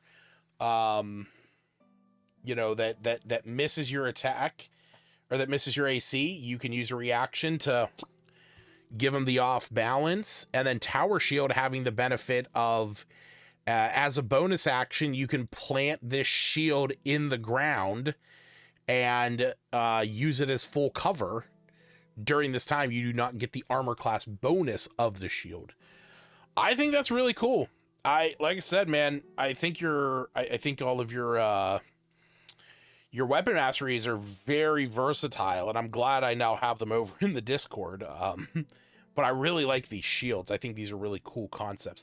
Shields don't get a lot of love in 5e. Like, it's always one of the shitty things that I have always felt for a while, is like shields just don't get a lot of love. So I'm always glad to see new shield mechanics. But I thank you for sending me those, Lucky. I really appreciate that. But I think that is going to be it for me tonight, folks. We've been going for a hot minute. Well, we've been live now for almost 4 hours, and I got to get some sleep. So thank you all for joining me. I really appreciate it. Thank you to everybody who stopped by. Lucky and the Turtle GM, really appreciate you guys coming by, as well as we had that raid.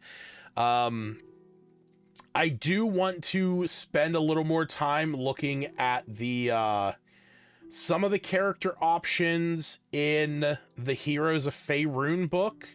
I'm not the subclasses were definitely more what I wanted to look into, but I am curious to check out some of the backgrounds and feats, as well as the some of the new spells, but you know, there's plenty of time in the future for that.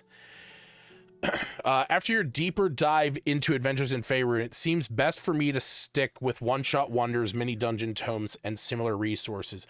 I will say this.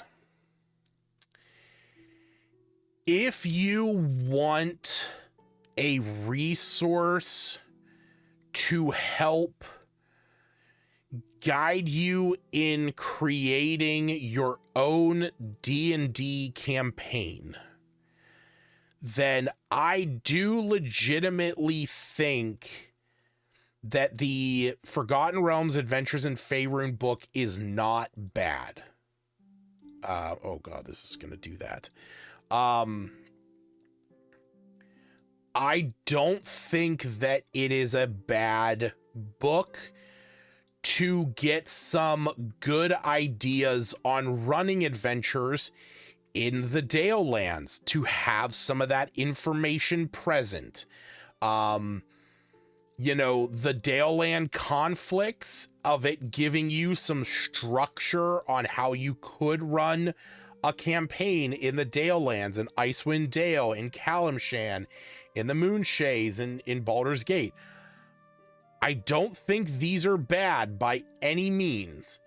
The only thing that I am going to point out is that from my looking into this, the limited look into this for these adventures, at least the early level ones seem very combat heavy, and they just seem like battle slogs.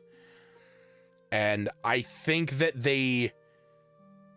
I don't think there's enough in them to, like, you know, go beyond what it's giving you in that respect. I agree with Stacy.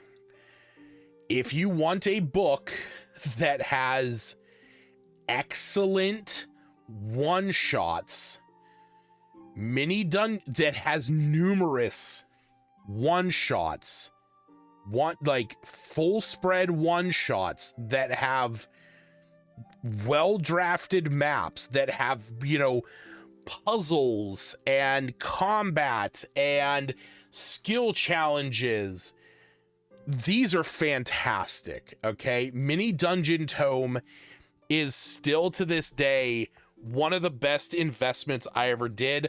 I have both of them digitally. I have the physical copy of Mini Dungeon Tome 2. I also have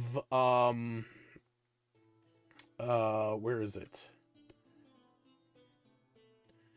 Yeah, I have an entire folder of all the maps from Mini Dungeon Tome 2, because I really enjoy Mini Dungeon Tome, and I think the fact that it is tiered based on level, and that you can very quickly sit down and see, oh, this is for, you know, this is an urban encounter for level 1 characters that are, you know, there's 4 to 6 of those characters. Cool.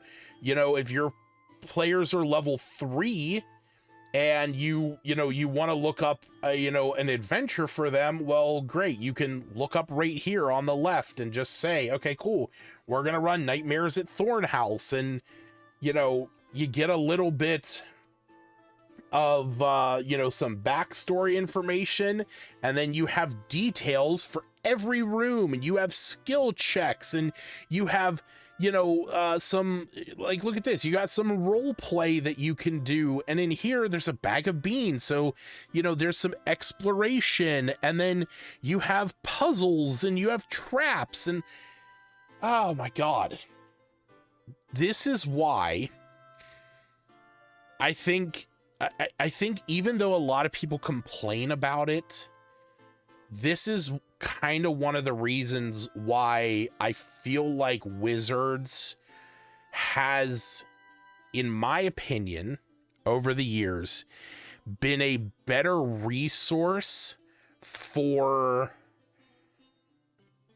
player options rather than for DM options, because I think there's better communities out there making better adventures, and Mini Dungeon Tome is one of those. So that's what I will say. I do agree that Mini Dungeon Tome is a better resource. I do like one-shot wonders, don't get me wrong. I will say this for my own personal preference. As much as I like one-shot wonders, I like stuff that actually has maps built in, and that is one of the things that, like, does kind of get me about one-shot wonders. Like, most of them don't have maps. Like, there's a couple that do. So, like, if you want something like here, for example, so, you know, forging a future, okay, this is in one-shot wonders, this is an adventurous delivery in an underground forge, this has a really great map, okay, but if we zoom out, most of these do not have maps, okay, so you either have to go out and find your own maps, or you just have to do it all theater of the mind.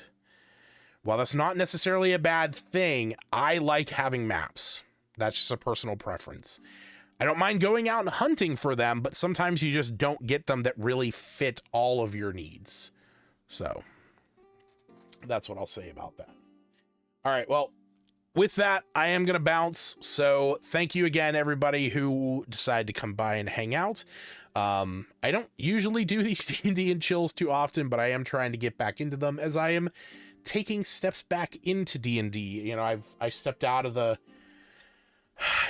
space for a while, and I'm really starting to want to get back into it. You know, buying some physical dice, you know, trying to actually, you know, run some games again, you know, possibly running Nimble at some point. But we'll see what happens with that.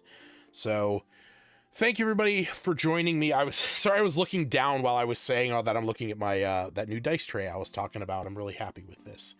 As I'm trying to get the cover off of the bottom. Come on, damn it. Yay, there we go. Yeah, I like this. I like this so much. I like this dice tray. All right, folks, have a good night. I'll see you if you want to come by on Thursday, for those of you that maybe are watching this live who don't usually watch my stuff, or if you're watching this after the fact. Every Thursday I do a stream where I play some video games for the first time over here in the arcade. This week we're playing Into the Necrovale, Chronicon, and the Book of Aru. So if you want to see some interesting, weird video games, possibly, join me Thursday night at 10:30 Eastern Standard Time. So, bye, everyone. I'll see you later. I gotta find the right channel. There we go. Bye, everyone.